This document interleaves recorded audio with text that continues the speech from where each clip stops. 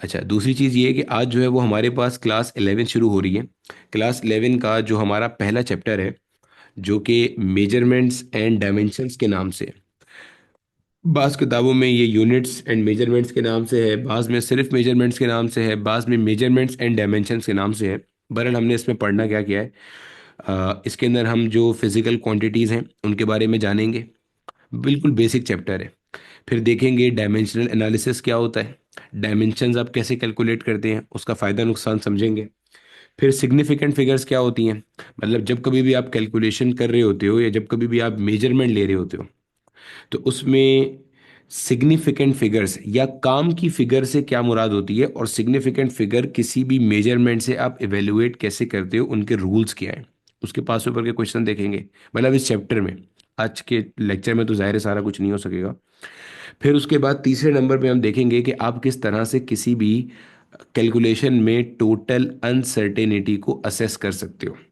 कि मतलब आपने कोई एक कैलकुलेशन करी, अब उस कैलकुलेशन में कितने परसेंट का एरर आ सकता है या क्या चांसेस हैं एरर के। तो उस टोटल एरर की कैलकुलेशन, या टोटल ज़्यादा बेहतर टर्म अनसर्टेनिटी है, क्योंकि एरर और अनसर्टेनिटी में फ़र्क होता है, वो हम पढ़ेंगे आगे चल के। तो वो आप देखोगे इस चैप्टर में। तो ये आपका पहला चैप्टर है 11वीं क्लास का। अब जहाँ तक रही बात, क्या 12वीं क्लास मुकम्मल हो गई, तो मेरा बेटा जो बैच 1 2 है उनकी 12वीं क्लास कंप्लीट मुकम्मल हो गई। बैच 3 के अंदर इलेक्ट्रिसिटी का टॉपिक बाकी है। बैच 4 के अंदर हमारे पास electricity, electromagnetism, electromagnetic induction, alternating current का चैप्टर बाकी है। ये मैं जो चैप्टर्स बता रहा हूँ ये उस लिहाज से बता रहा हूँ कि जो बैच के स्टार्ट होने की डेट थी। हो सकता है बैच स्टार्ट लेट से 10 तारीख को हुआ, आपने 25 तारीख को ज्वाइन किया, तब तक बैच में जो एक चैप्टर हो गया वो आपका निकल गया था, तो आपके लिए हो सकता है वो 4 के बजाय 5 चैप्टर हों, तो इससे कोई फर्क नहीं पड़ता। आपकी पूरी सेकेंड ईयर वापस जब रिवाइज होगी, मतलब अभी रिवाइज होगी, वो आपके पेपरों से पहले ही होगी इंशाल्लाह, ठीक है। तो वो रिवाइज होगी, तो वो बैच 1 2 वालों को भी उसका लिंक शेयर किया जाएगा, जिनका पूरा सेकेंड ईयर मुकम्मल मैंने खुद कराया है, उनको भी लिंक शेयर किया जाएगा। हो सकता है किसी की क्लासेस मिस हो गई हो, कोई दोबारा पढ़ना चाह रहा हो तो बिल्कुल पढ़ ले, कोई मसला नहीं है भाई, ठीक है। और जिनकी जाहिर है, जिन बच्चों का नहीं हुआ हुआ उनके लिए तो वो फ्रेश क्लासेस होंगी, तो वो आपको बिल्कुल लिंक शेयर किया जाएगा, आप तसल्ली के साथ ज्वाइन कर सकते हो। ग्रैंड टेस्ट का मैंने आपको बताया हुआ है, ग्रैंड टेस्ट की तगड़ी तैयारी रखो। देखो जहन में रखना, जिस तरह 11वीं क्लास पूरी हुई है वैसे ही मजाक मजाक में 11वीं क्लास भी हो जाएगी, जिस तरह 12 हो गई 11 भी हो जाएगा। आपने अपने आप को एनालाइज करना है कि आप कहाँ पे खड़े हुए हो, ठीक है। चलो शुरू करते हैं। देखो मेरे बच्चे, हमारे पास सबसे पहली चीज़ जो होती है ना, वो दो दो टर्म्स है समझने के लिए। एक मेरा बेटा हमारे पास क्या है, एक है जिसको आप कहते हो फिजिकल क्वांटिटीज, और एक है जिसको आप कहते हो मेरे बच्चे क्या, नॉन फिजिकल क्वांटिटीज। अच्छा, एक और बार मैं एक चीज़ और मैं मेंशन कर देता हूँ। आपका जो डाउट ग्रुप है, डाउट ग्रुप में आपके सारे डाउट टीचर्स ऐड होते हैं, और वो डेली क्वेश्चंस का जवाब देने के पाबंद हैं, ठीक है। लाजमी देंगे वो जवाब। आप डाउट ग्रुप पे अपना डाउट मेंशन करो, और उसके बाद टीचर को टैग करो, विद इन 24 आवर्स आपके पास जवाब आएगा। नहीं आता 24 घंटे में जवाब, अब सर शाफे को टैग करो। फिर भी जवाब नहीं आता, आप मुझे टैग करो, मैं देखूंगा कि उसकी रीज़न क्या है, क्यों आपको जवाब नहीं दिया जा रहा, ठीक है। जवाब लाजमी आएगा, बिल्कुल बेफिक्र हो कि आप सवाल पूछो, वो डाउट ग्रुप का मकसद ही यही है। देखो भाई, हमारे पास दो तरह की चीज़ें होती हैं, एक होता है मेरे बच्चे हमारे पास फिजिकल क्वांटिटीज़, और एक होती है हमारे पास नॉन फिजिकल क्वांटिटीज़, ठीक है।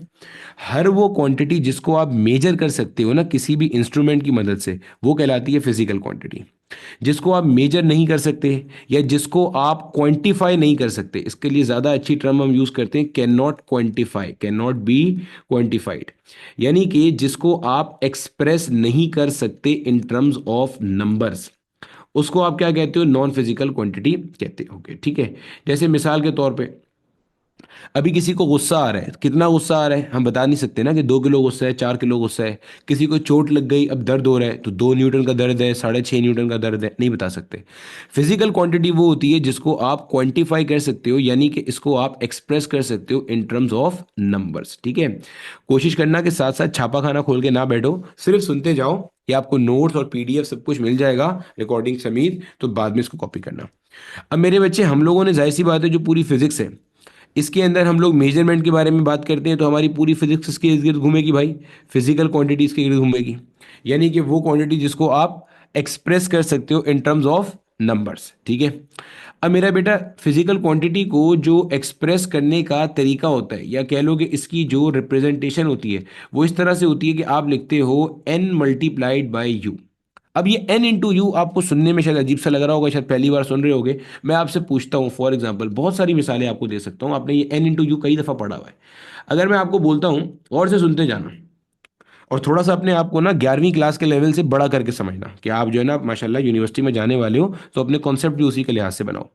मैं आपसे पूछता हूँ यार आपका मास कितना है, आप मुझे कहते हो भाई मेरा मास है बिलाल भाई 60 किलोग्राम। देखो जब मैंने आपसे आपका मास पूछा तो आपने मुझे दो चीजें बताई, और से देखो। एक आपने मुझे बताया यहाँ पे नंबर, जिसको मैंने स्मॉल एन से शो किया हुआ था वहाँ एन इंटू यू के अंदर, देखो। और से एक आपने मुझे क्या बताया, नंबर। और एक आपने बताया मुझे कोई यूनिट। भाई अगर आप मुझे कहते 60, तो मैं कहता भाई 60 क्या, भाई 60 ग्राम है, 60 किलोग्राम है, 60 मेगाग्राम है, क्या चीज़ है 60, ठीक है। तो अकेला नंबर सफिशिएंट नहीं है, साथ में एक क्या चाहिए भाई, यूनिट चाहिए। तो मैंने क्या कहा, मैंने कहा कोई भी जो फिजिकल क्वांटिटी है उसको आप ऐसे रिप्रेजेंट करते हो, product of n and you.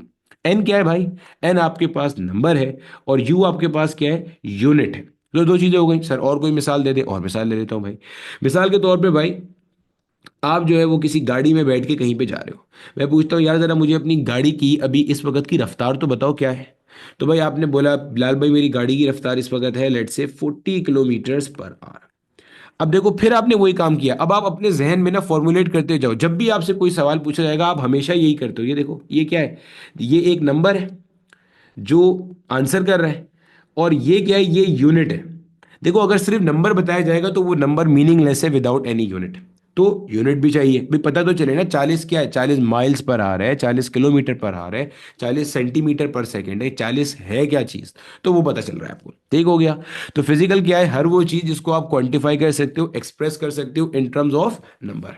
फिर हमने देख लिया यार कि इसकी रिप्रेजेंटेशन का तरीका क्या होता है, n multiply by u. N क्या है भाई, नंबर है, और यू अपने पास क्या है, यूनिट है। ठीक हो गया सर। आगे चल के जब हम अगला चैप्टर पढ़ेंगे, अभी नहीं पढ़े अगला चैप्टर, लेकिन बताना यहीं पे जरूरी है। तो मेरा बेटा ये जो नंबर होगा ना, इस नंबर को हम इस फिजिकल क्वांटिटी का मैग्नीट्यूड कह रहे होंगे। इस नंबर को, इस फिजिकल क्वांटिटी का हम क्या कहेंगे भाई साहब, मैग्नीट्यूड कहेंगे। एक और चीज ध्यान में रख लेना, जो आप में से खसूसी तौर पे मेडिकल वाले मुझसे बाद में सवाल पूछेंगे, मैं अभी भी बता देता हूँ। जो अगला चैप्टर है ना हमारा, वो वेक्टर्स होगा, और वेक्टर्स का टॉपिक पढ़ना लाजमी है। अब आप बोलोगे कि पीएमडीसी के सिलेबस में नहीं है, तो मेरा बेटा पीएमडीसी के सिलेबस में वो है, आपको दिख नहीं रहा, आप उसको देखने के लिए आंखें चाहिए, फिजिक्स वाली आंखें चाहिए, जो आपके पास अभी शायद नहीं है, इसलिए आपको नहीं दिख रहा। वेक्टर्स की मिसाल फिजिक्स में बिल्कुल वैसी ही है जैसे एबीसी की मिसाल इंग्लिश के अंदर है। अगर कोई बोले कि मैं इंग्लिश लैंग्वेज का कोर्स कर रहा हूँ और उसे हरूफ तहजी यानी कि जो एबीसी अल्फ़ाबेट्स होते हैं वो नहीं आते, तो भाई वो ना जिंदगी में ऐसे लिखना सीख सकता है, ना उसे नरेशन आएगी, ना पार्ट मतलब जो भी कुछ होता है पार्ट्स ऑफ स्पीच। आपके टीचर आपको अभी सब्जेक्ट पर एग्रीमेंट पढ़ा रहे हैं, पता नहीं क्या होता है वो, मुझे खुद नहीं पता। मतलब जो भी कुछ होता है, अगर आपको बेसिक अंग्रेजी के लफ्ज ही नहीं पता क्या होते हैं, ABCDE अप टिल जेड, यही नहीं पता आपको, तो आप कैसे चीज़ें फॉर्म करोगे, स्ट्रक्चर क्या होगा, सबसे जो आपका सेंटेंस है वो कैसे बनेगा। तो वेक्टर्स की मिसाल बिल्कुल ऐसे ही है। और अगर आप कोई भी अच्छी किताब देखोगे, अच्छी किताब से मुराद मेरी आपकी टेक्स्ट बुक नहीं होती, कभी भी जहन में रखना। आप कोई भी अच्छी किताब देखोगे तो अच्छी किताब में वेक्टर्स को बेसिक मैथ्स में ट्रीट किया जाता है। यानी कि वेक्टर्स एक तरीका है चंद फिजिकल क्वांटिटीज को डील करने का, क्योंकि हमारे लेवल पे जो फिजिकल क्वांटिटीज है वो दो तरह की होती हैं। मतलब वैसे तो टेंसर भी है, लेकिन हमारे कोर्स की हद तक बात करें तो दो हैं। एक क्या है, स्केलर है, एक क्या है, वेक्टर है। अभी स्केलर को जोड़ना तोड़ना तो आपको आता है, बचपन से सीखते आ रहे हो। वेक्टर को जोड़ना तोड़ना ही जब आपको नहीं आता, तो वेक्टर क्वांटिटीज के साथ आप ऑपरेशन कैसे परफॉर्म करोगे। तो वेक्टर वहां शामिल है क्योंकि वेक्टर क्वांटिटीज शामिल हैं। सर मिसाल बताएं, जब काइनेमेटिक्स पढ़ोगे आप, मोशन एंड फोर्स पढ़ोगे, तो मोशन में जो वेलोसिटी है, जो डिस्प्लेसमेंट है, जो एक्सेलरेशन है, all these are vector quantities. अभी तुम्हें दो गाड़ी की वेलोसिटी को जोड़ना है, रिलेटिव वेलोसिटी के सवाल करने हैं, कैसे करोगे। सिमिलरली प्रोजेक्टाइल मोशन है, उसमें वेलोसिटी के अगेन क्वेश्चंस आएंगे, वो कैसे करोगे। सिमिलरली डायनामिक्स यानी कि जो मोशन एंड फोर्स का सेकंड पार्ट है, डायनामिक्स वाला, वहां पे फोर्स पढ़ेंगे, न्यूटन के लॉस पढ़ेंगे, फोर्स अगेन वेक्टर है। मोमेंटम पढ़ेंगे, इंपल्स पढ़ेंगे, ये सारी वेक्टर क्वांटिटीज हैं। अभी जब तुझे वेक्टर को जोड़ना ही नहीं आता, वेक्टर को तोड़ना ही नहीं आता, वेक्टर को मल्टीप्लाई डिवाइड करना नहीं आता, तो कैसे कर सकते हो, नहीं कर सकते ना। तो ये बात जहन में रख लेना। कोई भी गधा अगर तुम्हें ये आके बोले कि वेक्टर शामिल नहीं है, तो उसको बोलना भाई तू पहले फिजिक्स सीख फिर फिजिक्स सिखा। सही है। तो बगैर वेक्टर्स के आप नहीं पढ़ सकते। आप में से वो सारे लोग जिन्होंने मेरे साथ इलेक्ट्रोस्टैटिक्स पढ़ा था, आपको यकीनन याद होगा मैंने इलेक्ट्रोस्टैटिक्स के अंदर तसल्ली से लंबी करी थी आपको ये समझाने में कि फोर्स को जब हम ऐड करते हैं तो वेक्टर लॉ ऑफ एडिशन इस्तेमाल होता है। पूरा वेक्टर लॉ ऑफ एडिशन पहले पढ़ाया था, R is equal to under root A square plus B square plus 2ab cos theta. फिर मैंने जाके चार्ज के सवाल किए थे। अब कहने को तो मैं कूलम्स लॉ यूज कर रहा हूँ, क्या जरूरत है वेक्टर की? इसलिए कि वहां पे जब दो फोर्सेस ऐड हो रही हैं तो फोर्स वेक्टर क्वांटिटी है, उसको ऐड भी आपने वेक्टर के सेट ऑफ रूल से करना है भाई। अपनी मर्जी से मुंह उठा के नहीं चिपका देना कुछ भी वहां पे, ठीक है? तो जहन में रख लेना। तो मैंने क्या बताया, फिजिकल क्वांटिटी को एक्सप्रेस करने के लिए एक नंबर होता है और एक यूनिट होता है। ये जो नंबर होता है ना, इसको आगे चल करके अपन लोग कह रहे होंगे magnitude of the physical quantity. ये मैग्नीट्यूड जो होता है ना, ये बेसिकली आंसर करता है कितने का। क्या मतलब सर? मैं बताता हूं, देखो। अगर मेरे पास दो लोग हैं, मैं दो लोगों से पूछता हूं बेटा मुझे अपना अपना मास बता दो जल्दी से, ठीक है? एक का नाम ए है, एक का नाम बी है। जो ए है ना वो कहता है बिलाल भाई मेरा मास है 70 किलोग्राम, ठीक है? और बी जो है ये कहता है बिलाल भाई मेरा मास है 85 किलोग्राम। अब आप ना ए से मिले हो ना बी से मिले हो, लेकिन आपको देख के पता चल रहा है ए और बी के अंदर से ना एक मोटा है और एक पतला है। अब आपके ख्याल से कौन मोटा है और कौन पतला है? तो आपको भैया देखो साफ साफ नजर आ रहा है, बी जो है ना वो मोटा है और ए आपके पास क्या है, पतला है, नजर आ रहा है। ये कैसे पता चल गया? मतलब इन दोनों में फर्क है, देखो यूनिट तो दोनों की सेम है। ये डिफरेंस कैसे क्रिएट कर लिया कि आपने एक मोटा एक पतला है, आपने इस नंबर से डिफरेंस क्रिएट किया। तो मैंने क्या किया, मैंने क्या कहा था? मैंने कहा था, गौर से सुन लेना, मैंने क्या कहा? मैंने कहा ये जो फिजिकल क्वांटिटी के अंदर नंबर होता है ना या मैग्नीट्यूड होता है, ये आंसर करता है कितने का। उर्दू में इसे कहते हैं हजम का, क्वांटिफाई करने को, कि नंबर बताता है ये। आप इसकी बेसिस पे कंपैरिजन कर सकते हो कि भाई एक फिजिकल क्वांटिटी दूसरे के मुकाबले में, मतलब आपस में, मतलब आप कंपैरिजन कर रहे हो दो मासेस के बीच में या दो वेलोसिटीज के बीच में कि कौन सी ज्यादा है और कौन सी क्या है, कम है, ठीक है? अब मेरे बच्चे आगे चलते हैं। फिजिकल क्वांटिटी को क्लासिफाई करने के अपने पास कई सारे तरीके हैं। उनमें से एक तरीका हमारे पास है बेस और ड्राइव क्वांटिटीज का। सर ये कौन सा तरीका है? देखो भैया कुछ क्वांटिटीज ऐसी हैं जिनको ना हमने बेस क्वांटिटी मान लिया और कुछ ऐसी है जिनको फिर आपने उनकी बेसिस पर ड्राइव कर लिया। जैसे देखो भाई हमारे पास ना जो फंडामेंटल कलर्स होते हैं वो दो तीन कलर्स होते हैं, ठीक है? दुनिया भर के कलर आप उन्हीं से मिला के बना सकते हो, सही है? जो फंडामेंटल आपके कलर्स है ना वो तीन होते हैं प्राइमरी कलर्स, ठीक है?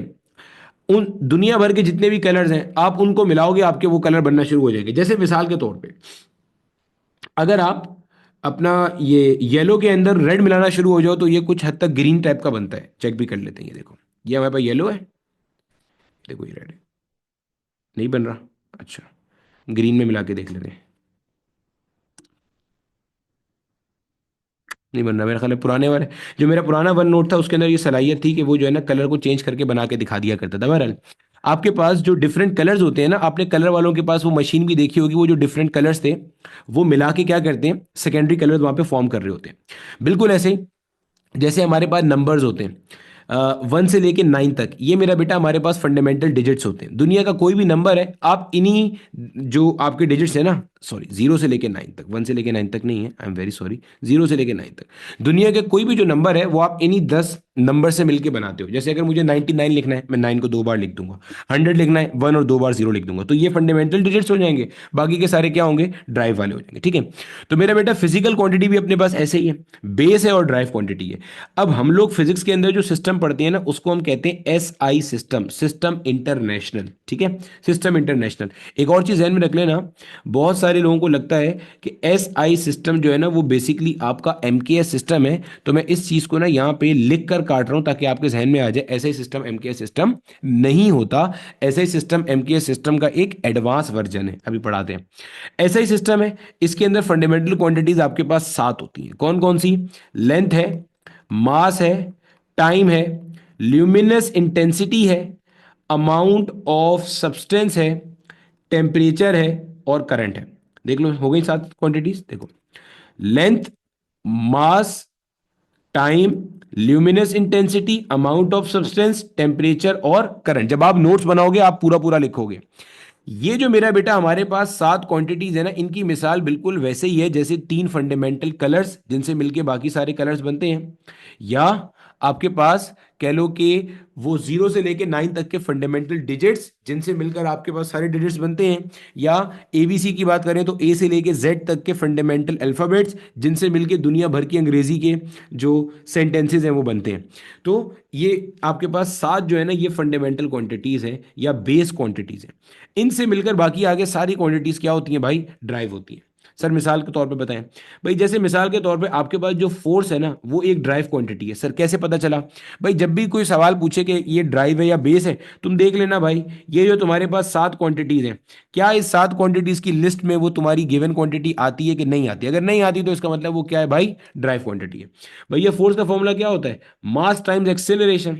अगर मैं एक्सेलरेशन को ओपन करूंगा तो क्या बनता है? Rate of change of velocity बनता है। अगर मैं वेलोसिटी को फर्दर ओपन कर दूंगा, इसको लिख दिया 1/t, और वेलोसिटी को अगर फर्दर ओपन करता हूं तो डिस्प्लेसमेंट अपॉन टाइम बन जाएगा। अब देखो, ये मैंने फोर्स को एक्सप्रेस कर दिया in terms of fundamental quantities. देखो क्या करा ये मैंने ये जो फोर्स थी ना, इसको in terms of fundamental quantities आपको एक्सप्रेस करके दिखाया है। देखो फोर्स के फॉर्मूले में क्या आ रहा है? एक ये मास आ रहा है, ये मास किससे डिवाइड हो रहा है? टाइम से डिवाइड हो रहा है, एक बार फिर टाइम से डिवाइड हो रहा है, और क्या हो रहा है? एस एस बोले तो लेंथ, डिस्प्लेसमेंट, इससे क्या हो रहा है? मल्टीप्लाई हो रहा है। तो मतलब फोर्स के फॉर्मूले में देखो, जो जितनी भी चीजें आ रही हैं, all these are base quantities. तो बताने का मकसद ये था कि जितनी भी ड्राइव क्वांटिटीज हैं वो आपकी बेस क्वांटिटीज से मिलकर बनती हैंगी, दुनिया भर में जितनी भी आप पढ़ते हो। ठीक है। अब हमारे पास जो सिस्टम होते हैं ना यूनिट वाले, वो अलग अलग होते हैं। ठीक है। हमारे पास जैसे मिसाल के तौर पे हमारे पास सीजीएस सिस्टम होता है, हमारे पास एमकेएस सिस्टम होता है, हमारे पास एफपीएस सिस्टम होता है। अब देखो, हमारे पास ये जो सीजीएस सिस्टम है ना, और एमकेएस और एफपीएस सिस्टम है, इन तीनों सिस्टम की ना खास बात क्या है? इन तीनों सिस्टम की खास बात ये है कि इसके अंदर जो फंडामेंटल क्वांटिटीज है ना मेरे भाई, वो 3 है फंडामेंटल क्वांटिटीज। एफ क्यू का मतलब मैं यहाँ लिख रहा हूँ फंडामेंटल क्वांटिटीज, आप पूरा लिखोगे नोट्स बनाते हुए। फंडामेंटल क्वांटिटीज 3 कौन कौन सी हैं? एक जनाब लेंथ है, एक जनाब मास है, एक जनाब अपने पास क्या है? टाइम है। सही है। तीनों में भाई, सीजीएस के अंदर लेंथ की यूनिट सेंटीमीटर, मास की ग्राम और टाइम की सेकंड। एमकेएस में आपके पास लेंथ की यूनिट मीटर और मास की यूनिट किलोग्राम और टाइम की यूनिट सेकंड। एफपीएस में लेंथ की यूनिट आपके पास फुट, और आपके पास जो मास है इसकी यूनिट आपके पास क्या है? पाउंड। सही। और आपके पास जो टाइम है इसकी यूनिट आपके पास क्या है? सेकंड है। अच्छा एक चीज ध्यान में रख लेना, ये जो पाउंड है, पाउंड पाउंड बास टेक्स्ट के अंदर आप इसको पढ़ोगे कि ये पाउंड फोर्स की यूनिट होती है। ये भी अपनी जगह सही है, लेकिन जो मैंने अभी पाउंड को मास की यूनिट के तौर पर क्लासिफाई किया है, ये मेरे बच्चे आपके कोर्स के हिसाब से किया। ठीक है। आपके कोर्स के अंदर जो मास है उसकी यूनिट को वो क्या ले रहे होते हैं? पाउंड ले रहे होते हैं। वरना फिर उसके अंदर बहस है कि एफपीएस के अंदर स्लग भी है, एक यूनिट के तौर पे इस्तेमाल हो रहा होता है। ठीक है। खैर हो गई, कोई मसले वाली बात नहीं है। ये वैसे भी मैंने एक फुट नोट के तौर पे, साइड नोट के तौर पे आपको बताया था। जहां जहां पे आप ये वाली टर्म पढ़ोगे ना कि 3 जो आपके फंडामेंटल सिस्टम है उसमें लेंथ, मास और टाइम जो है उनको फंडामेंटल क्वांटिटी का दर्जा हासिल है, तो वहां पे पाउंड वो मास की यूनिट ले रहे होते हैं। बास टेक्स्ट ऐसे भी आपको मिलेंगे जिसमें वो पाउंड को फोर्स की यूनिट लेंगे। जैसे मैं आपको बहुत मशहूर एक मिसाल दे देता हूँ। अब तो पता नहीं WWE आती है नहीं आती है, वो बचपन में रॉ स्मैकडाउन आया करता था, हम देखा करते थे। तो उसके अंदर वो जब कोई रेसलर एंट्री करता था, तो वो उसकी जब अनाउंसमेंट करते थे तो वो बताते थे कि भाई इस फलाने रेसलर का जो वेट है, वेइंग दिस मच पाउंड्स। तो वो जो वेट है ना, वेट वेट एक फोर्स के तौर पे ट्रीट होता है। वेट एक फोर्स है, ये तो पता होगा ना, बचपन से पढ़ते आए हो। वेट और मास में डिफरेंस है। Mass amount of substance present in the matter होता है, मतलब आपकी बॉडी में जो भी खून है, पानी है, हड्डी है, गोश्त है, ये सब कुछ मिला के, जो ऑर्गन्स है सब कुछ मिला के जो मास है वो मास बनेगा। और वेट क्या है? वो ताकत जो अर्थ अप्लाई करती है किसी बॉडी के ऊपर ताकि वो अर्थ के सेंटर की तरफ क्या हो? अट्रैक्ट हो सके। ठीक है। तो वो पाउंड में आ जाएगा। ठीक है। जब हम वर्क पावर एनर्जी पढ़ेंगे वहां पे भी पाउंड को हम एज ए फोर्स की यूनिट ले रहे होंगे। तो जहां जहां पे आपकी किताब में ये जुमला लिखा हुआ है ना कि ये तीनों के अंदर लेंथ, मास, टाइम फंडामेंटल है, वहां पे ध्यान में रख लेना कि पाउंड को उन्होंने किसकी यूनिट लिया हुआ है? मास की यूनिट लिया हुआ हैगा। ठीक है। चलो अब देखो आगे चलते हैं। अब मेरे बच्चे हमारे पास जो अगला कॉन्सेप्ट है, या इसके अंदर जो मैं बता रहा था ना कि एमकेएस ऐसा ही नहीं है, तो देखो इसमें फर्क क्या है। एमकेएस के अंदर आपकी 3 फंडामेंटल क्वांटिटीज थी, जबकि आपकी एसआई के अंदर 7 फंडामेंटल क्वांटिटीज हैं। बस इसमें खास बात क्या है या सिमिलरिटी क्या है कि जो लेंथ, मास और टाइम की यूनिट एमकेएस में थी वही एसआई के अंदर है। बस एसआई के अंदर उसके अलावा 4 फंडामेंटल क्वांटिटीज का इजाफा और हो जाता है गा उठ करके। ठीक है। जहन में रख लेना ये बात। इसी तरह से मेरे बच्चे हमारे पास ना फिजिकल क्वांटिटीज जो है मैंने अभी बताया कोई भी जो आपकी फिजिकल क्वांटिटी होती है उसको एक्सप्रेस करने का तरीकाकार क्या होता है, एन मल्टीप्लाई बाई यू होता है। भाई एन से मुराद कोई भी नंबर जो ये बताएगा कि ये क्वांटिटी ज्यादा है अपने बाजू वाली के मुकाबले में या कम है। और दूसरी चीज क्या है, आपके पास यूनिट है। अब जो फिजिकल क्वांटिटी का यूनिट होता है उसको भी आप दो हिस्सों में क्लासिफाई कर सकते हो, इनफैक्ट तीन में कर सकते हो क्लासिफाई। एक मेरे बच्चे आपके पास कहलाता है बेस यूनिट, और एक आपके पास कहलाता है मेरे बच्चे क्या, ड्राइव यूनिट। अभी समझिएगा, सब समझ में आएगा आहिस्ता आहिस्ता। बेस यूनिट और ड्राइव यूनिट, ठीक है। अच्छा, बेस यूनिट क्या है भैया, जितनी भी आपके पास फंडामेंटल क्वांटिटीज हैं, और से सुन लेना, जितनी भी आपके पास फंडामेंटल क्वांटिटीज हैं इनकी जो यूनिट है वो क्या कहलाती है, बेस यूनिट। जैसे मिसाल के तौर पे हमारे पास लेंथ है एक, मास है, क्योंकि मैं ऐसा ही सिस्टम पढ़ रहा हूं, लेंथ है, मास है, सिमिलरली हमारे पास टाइम है, सिमिलरली हमारे पास ल्यूमिनस इंटेंसिटी है, हमारे पास अमाउंट ऑफ सब्सटेंस है, हमारे पास टेम्परेचर है, हमारे पास करंट है। ये तो सारी की सारी हो गई फिजिकल क्वांटिटीज, सही है, जहन में रखेंगे। अब इनकी अगर यूनिट की बात करें भैया, लेंथ की यूनिट क्या होती है, मीटर होती है। मास की यूनिट क्या होती है भाई साहब, किलोग्राम होती है। टाइम की यूनिट क्या होती है भाई, सेकंड होती है। अच्छा, टाइम वो वाहिद फंडामेंटल क्वांटिटी है जिसकी सारे के सारे सिस्टम में यूनिट सेकंड ही होती है। फिर आपके पास जो अमाउंट ऑफ सब्सटेंस है वो अपने पास क्या हो जाता है, मोल हो जाता है। ये आपके पास जो ल्यूमिनस इंटेंसिटी है वो आपके पास क्या हो जाता है, कैंडेला हो जाता है। सिमिलरली आपके पास जो टेम्परेचर है वो क्या हो जाता है, केल्विन हो जाता है, केल्विन टेम्परेचर, एब्सोल्यूट टेम्परेचर जिसे आप कहते हो। करंट जो है ये अपने पास क्या हो जाता है, एम्पियर हो जाता है। अब ये जो मैंने आगे रेड कलर से लिखा है ना, इस पूरे मतलब ये जो मैं लेट से इसको डब्बे में कर देता हूं, ये जो मैंने आपके सामने सब कुछ रेड कलर से लिखा है, ये इसमें से कहलाती हैं यूनिट्स। अब तो आप यूनिट और क्वांटिटी में फर्क समझ चुके होंगे।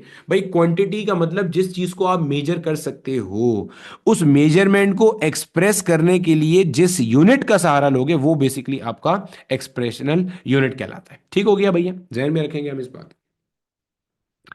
अच्छा, अब देखो मेरा बेटा, आगे चलते हैं और मजीद इसके अंदर बातचीत करते हैं। देखो, अब हमारे पास जब हम इसमें मजीद बातचीत करते हैं तो ड्राइव यूनिट्स कौन सी होती हैं, जो कि ड्राइव क्वांटिटीज की होंगी। जैसे मिसाल के तौर पे, जैसे फॉर इंस्टेंस, अभी भी हमने ऊपर फोर्स के बारे में बात की थी कि फोर्स एक ड्राइव क्वांटिटी है। तो जो फोर्स की यूनिट होगी, फोर्स की यूनिट फॉर एग्जांपल, जो फोर्स की यूनिट होगी वो क्या होगी, ड्राइव यूनिट में आ जाएगी उठ के। फोर्स की यूनिट क्या होती है, न्यूटन होती है। लेकिन ये न्यूटन इक्विवेलेंट किसका है, किलोग्राम मीटर पर सेकंड स्क्वायर का इक्विवेलेंट है ना। अरे भैया, न्यूटन तो एजाजी यूनिट है। एजाजी यूनिट से क्या मुराद है, ऑनरेबल यूनिट है। क्या मतलब, जैसे भाई हमारे पास कराची के अंदर जो हमारी मरकजी रोड है उसको हम कहते हैं शाहराह फैसल। अब ये सऊदी अरब के किंग फैसल के नाम के ऊपर है। या इस्लामाबाद के अंदर एक मशहूर ज़माना मस्जिद है, फैसल मस्जिद। अब ये किंग फैसल के नाम के ऊपर है। इसका क्या मतलब है, किंग फैसल ने खुद आके उसको तामीर किया था, नहीं। तो वो एजाजी ऑनरेबल मेंशन के तौर पे वो उनके नाम पे डली हुई है। बिल्कुल ऐसे ही जो आपके पास गोरे हैं वो अपने अच्छे लोगों को याद रखने के लिए उनके नाम पे यूनिट स्पेसिफाई कर देते ताकि वो जहन में रहें और वो याद रहें। तो किलोग्राम मीटर पर सेकंड स्क्वायर एक्चुअल यूनिट है, और न्यूटन उसका क्या हो गया, ऑनरेबल यूनिट हो गया। तो आपको जो बात समझ आएगी वो यहां से आएगी समझ। देखो, जो फोर्स की यूनिट है वो क्या है, किलोग्राम मीटर पर सेकंड स्क्वायर। इसमें से किलोग्राम भी फंडामेंटल है, मीटर भी फंडामेंटल है, सेकंड भी क्या है, फंडामेंटल है। बात ही खत्म हो गई है, सही है। तो ये सारी फंडामेंटल यूनिट्स मिल करके क्या कर रही हैं, इस ड्राइव की यूनिट बन रही है, ठीक है। अब मैंने आपको कहा था कि यूनिट्स के अंदर आप एक तीसरी कैटेगरी और लेकर आ सकते हो। वो क्या है भाई, वो मेरा बेटा आपके पास कहलाती हैं सप्लीमेंट्री यूनिट्स, ठीक है। स्पेलिंग देख लेना, स्पेलिंग में अगर मैं कोई भंड मार दूं तो अपने पास उसको सही कर लेना, ठीक है। Supplementary units. अब सर ये सप्लीमेंट्री यूनिट्स किस बला का नाम है, मेरा बेटा ये ना तो बेस यूनिट्स हैं और ना क्या है, ड्राइव यूनिट्स हैं। ना तो ये बेस पे काउंट होती हैं और ना ये कहाँ काउंट होती हैं भाईजान, ड्राइव में काउंट होती हैं, ठीक है। सर फिर ये क्या है, फिर ये सप्लीमेंट्री यूनिट्स हैं। ये है क्या, मेरा बेटा जो एंगल की मेजरमेंट के यूनिट्स होते हैं ना, रेडियन एंगल की मेजरमेंट के यूनिट्स, एंगल को जो आप मेजर करते हो, एंगल की मेजरमेंट के यूनिट्स हैं ये, एंगल की मेजरमेंट्स के यूनिट्स हैं। इसको मेरे बेटे हम क्या कहते हैं, इसको हम कहते हैं सप्लीमेंट्री यूनिट्स। सर मिसाल से समझाएं, बात नहीं समझ में आ रही, अभी समझते हैं भाई मिसाल के तौर पे, कोई टेंशन ही नहीं है इसके अंदर। देखो भैया, मान लो आपके पास, ये मान लो आपके पास एक कोई दायरा है, ठीक हो गया सर, ठीक है सर। सर्कुलर मोशन में भी ये दायरे वैसे भी हमने बहुत दफा पढ़ने हैं, ठीक है। और ये मान लो ऐसे अपने पास आ गया, ठीक है। अब मान लो हमारे पास जो कोई कोई ऑब्जेक्ट था ना, वो पहले शुरू में था यहाँ पे, इस जगह पे मौजूद था। अब वो दायरे में मूव करते करते यहाँ कहीं पे आ गया, यानी कि अगर मैं इसको ड्रॉ करके दिखाऊं आपको, तो भैया मिसाल के तौर पे सूरत हाल कुछ ऐसा था कि ये जो बंदा था ना भाई, ये जो ऑब्जेक्ट था वो पहले यहाँ था, ये रहा, इस जगह पे मौजूद था, ठीक है, इस जगह पे था। अब क्या हुआ, अब कुछ देर बाद वो एंटी क्लॉकवाइज फैशन में मूव करता हुआ यहाँ कहीं पे आ गया, ठीक है, वो यहाँ कहीं पे आ गया, उठ करके इधर आ गया, समझना जरा, ये इधर आ गया उठ करके। अब आप वो कैसे आया मूव करता हुआ, देखो गौर से, वो इस डायरेक्शन में ऐसे एंटी क्लॉकवाइज मैनर में मूव करता हुआ आया है। और ये मान लो टाइम t इक्वल 0 पे इसकी पोजीशन थी, और ये मान लो कुछ टाइम t सेकंड के बाद इसकी पोजीशन यहाँ पे, ठीक है। तो आप नजर आ रहा है कि इसने दरमियान में सेंटर पे कुछ ना कुछ एंगल कवर किया है। तो ये जो दरमियान में इसने एंगल कवर किया है, इसको हम कहते हैं एंगुलर डिस्प्लेसमेंट। क्या नाम देते हो भैया, इसको आप नाम देते हो एंगुलर डिस्प्लेसमेंट। अब ये जो आपने एंगल मेजर किया है, इसको आप कहते हो टू डायमेंशनल एंगल या रेडियन एंगल। क्या नाम देते हैं, टू डायमेंशनल एंगल या रेडियन एंगल कहते हो इसको आप, ठीक है। This is the two dimensional angle या रेडियन एंगल, ठीक है। अब ये जो थीटा है, ये जो थीटा है, इसकी यूनिट आपके पास होती है रेडियंस के अंदर। किसमें नोट करते हो उसको आप, रेडियन में। अब ये मेरे बच्चे आपके पास क्या है, एक सप्लीमेंट्री यूनिट है। इसको आप टू डायमेंशनल एंगल का नाम भी देते हो, ये टू डायमेंशनल एंगल है। और इसको कैलकुलेट करने का फॉर्मूला जो आगे चल के हम देखेंगे भी, that is s is equal to r times of theta. S से मुराद होती है आर्क लेंथ जो कवर करी है, यानी कि आर्क लेंथ से मुराद, जैसे अगर मैं यहाँ को डॉटेड लाइन में दिखा दूं, ये चीज, ये भाई यहां से यहां तक आने में फासला जो कवर किया है ये एस है। आर से क्या मुराद है, रेडियस ऑफ द सर्कल। अभी एस और आर के बारे में ये जगह बहस करने की नहीं है, क्योंकि हमने अभी इसके बारे में कुछ पढ़ा हुआ नहीं है। अब इसी तरह से मेरा बेटा एक हमारे पास होता है सॉलिड एंगल या एसटी रेडियन एंगल। जैसे एक ये था ना टू डायमेंशनल एंगल, इसको आप प्लेन एंगल का नाम भी देते हो। ये जहन में रखना, ये सारी चीजें पूछ सकता है, इसलिए मैं ये लिखवाता जा रहा हूं। अब इसी तरह से मेरा बेटा एक हमारे पास होता है एसटी रेडियन एंगल, या जिसे आप कह सकते हो अ, अपना थ्री डायमेंशनल एंगल, ठीक है। क्या इसमें होता क्या है, एक मैं स्निपेट भी ले आता हूं और साथ में एक मिसाल से आपको समझाता हूं। आप थोड़ी देर के लिए स्क्रीन की तरफ देखना छोड़ के ना सामने छत की तरफ देखो, सही है। आप क्या करो, 2 मिनट के लिए सामने ऊपर जो आपकी छत है ना उसकी तरफ देखो, और जो मैं बोल रहा हूं ना उसको आप इमेजिन करो, ठीक है। आप इमेजिन ये करो अपने आप को, ये मैं कॉपी करके ले आया, ठीक है। अब आपको समझा देता हूँ, देखो। आप अपने आप को इमेजिन करो कि आप जो है ना अपने कमरे के बिल्कुल सेंटर में मौजूद हो। आपने ये इमेजिन करना है, देखो समझाना बहुत आसान है यहाँ से ना, यहाँ से पढ़ना तो बहुत ही आसान है, लेकिन कॉन्सेप्ट को फील करो। आप कमरे के सेंटर में खड़े हुए हो, और जो छत है ना, छत, आप लेट से आपका हाथ, आप अरे आपका हाथ आपके पास ही होगा। आपके हाथ पर लाइन आ रही है, कहां से लाइन आ रही है, एक लाइन कमरे के छत के एक कॉर्नर से आ रही है, एक लाइन कमरे के छत के एक कॉर्नर से आ रही है, एक लाइन कमरे के छत के एक कॉर्नर से आ रही है, एक लाइन कमरे के छत के एक कॉर्नर से आ रही है। यानी कि देखो ऐसा, अगर मैं यहाँ कुछ रफ डायग्राम बनाऊं, ये मान लो ऐसे एक छत सी है, आप यहाँ खड़े हो, एक लाइन यहाँ से आई, एक लाइन यहाँ से आई, एक लाइन ऐसे आई, एक लाइन ऐसे आई, कुछ ऐसे बनेगा। ये जो यहाँ पे दरमियान में ऐसे करके एक एंगल बन रहा है ना, ये वाला जो एंगल बन रहा है, ये वाला जो एंगल बन रहा है, इसको आप कहते हो एसटी रेडियन एंगल, सही है। ये जो एंगल बन रहा है ना पूरा दरमियान में, फिर देखो आंखें बंद करके इमेजिन करो, आप कमरे के सेंटर में हो, कमरे के एक कॉर्नर से लाइन आई, कमरे के पीछे कॉर्नर से लाइन आई, सामने उल्टे हाथ के कॉर्नर से आई, पीछे उल्टे हाथ के कॉर्नर से लाइन आई। तो ये जो दरमियान में अब आपके हाथ पे एंगल बन रहा है ना भाई साहब, ये मेरा बेटा आपके पास क्या कहलाता है, ये आपके पास कहलाता है थ्री डायमेंशन या एसटी रेडियन एंगल। इसकी बस इतनी ही अहमियत है आपके कोर्स में कि आप इसकी एक बार डेफिनेशन समझ लो। तो इन्होंने यहाँ देखो बना करके भी दिखाया हुआ है, ये देखो इस पॉइंट पे। अब ये देखो ये आपके पास सेंटर है। अब देखो इसमें क्या हो रहा है, इसमें देखो यहाँ से लाइन आ रही है, यहाँ से ऐसे लाइन आ रही है, पीछे से ऐसे लाइन आ रही होगी, ऐसे आ रही होगी। ये जो दरमियान में इस जगह पे एंगल बन रहा है, इसको इन्होंने क्या नाम दिया है, एसटी रेडियन एंगल का नाम दिया है का। Solid angle subtended at the centre of the sphere by an area of its surface equal to the surface of the square of the radius of that sphere, ठीक है। ये इन्होंने क्या किया हुआ है, ये इन्होंने इसकी एक डेफिनेशन के तौर पे इन्होंने बताया हुआ है कि इसकी आपके पास डेफिनेशन क्या रहेगी। इसको बस आपने पढ़ना है, क्योंकि इससे ज्यादा इसकी अहमियत इसके अंदर नहीं है। कहने को इस पे भी आधा घंटा मजीद लंबी की जा सकती है, लेकिन जरूरत नहीं है इसके ऊपर इसकी लंबी करने की, ठीक है। ये मैंने फिगर के एतबार से आपको यहाँ पे शो करके दिखा दिया, ठीक है। चलो, अब मेरा बेटा ये हमारे पास थी फिजिकल क्वांटिटीज, और ये हमारे पास थी इसकी यूनिट। इस चीज को आप जहन में रख लेंगे। सिमिलरली मेरे बच्चे, अब हम आगे चलते हैं, और एक छोटी सी चीज़ और है उसको भी देख लेते हैं। मेरा बेटा, हम लोग जब भी किसी नंबर को स्टैंडर्ड फॉर्म में एक्सप्रेस करते हैं, किस तरह से एक्सप्रेस करते हैं? किसी भी नंबर को स्टैंडर्ड फॉर्म में एक्सप्रेस करते हैं ना, तो अब ये स्टैंडर्ड फॉर्म का एक्सप्रेस करना क्या होता है, इसको समझ लो जरा। What is the meaning to express something in standard form? सही, क्या मतलब है इस जुमले का? ऑल्दो कि हमने ये पहले 12वीं क्लास में भी पढ़ा है कई दफा, लेकिन चलो देखते हैं। मान लो मेरे पास एक नंबर लिखा हुआ है 23946 ऐसे करके लिखा हुआ है, ठीक है। अभी इसका डेसिमल कहाँ होगा भाई? डेसिमल यहाँ होगा। अब आपने करना क्या है, आपने इस डेसिमल को मूव करना है। सवाल आता है सर डेसिमल को मूव सीधे हाथ पे करें या उल्टे हाथ पे? जहां दिल करता है कर दो, लेकिन शर्त एक है। शर्त यह है कि डेसिमल को मूव करके ऐसी जगह पर ले आओ, और से सुनना, डेसिमल को मूव करके ऐसी जगह पर ले आओ कि डेसिमल से पीछे उल्टे हाथ पर एक नॉन जीरो डिजिट होना चाहिए। नॉन जीरो डिजिट कौन सा होता है मेरे भाई?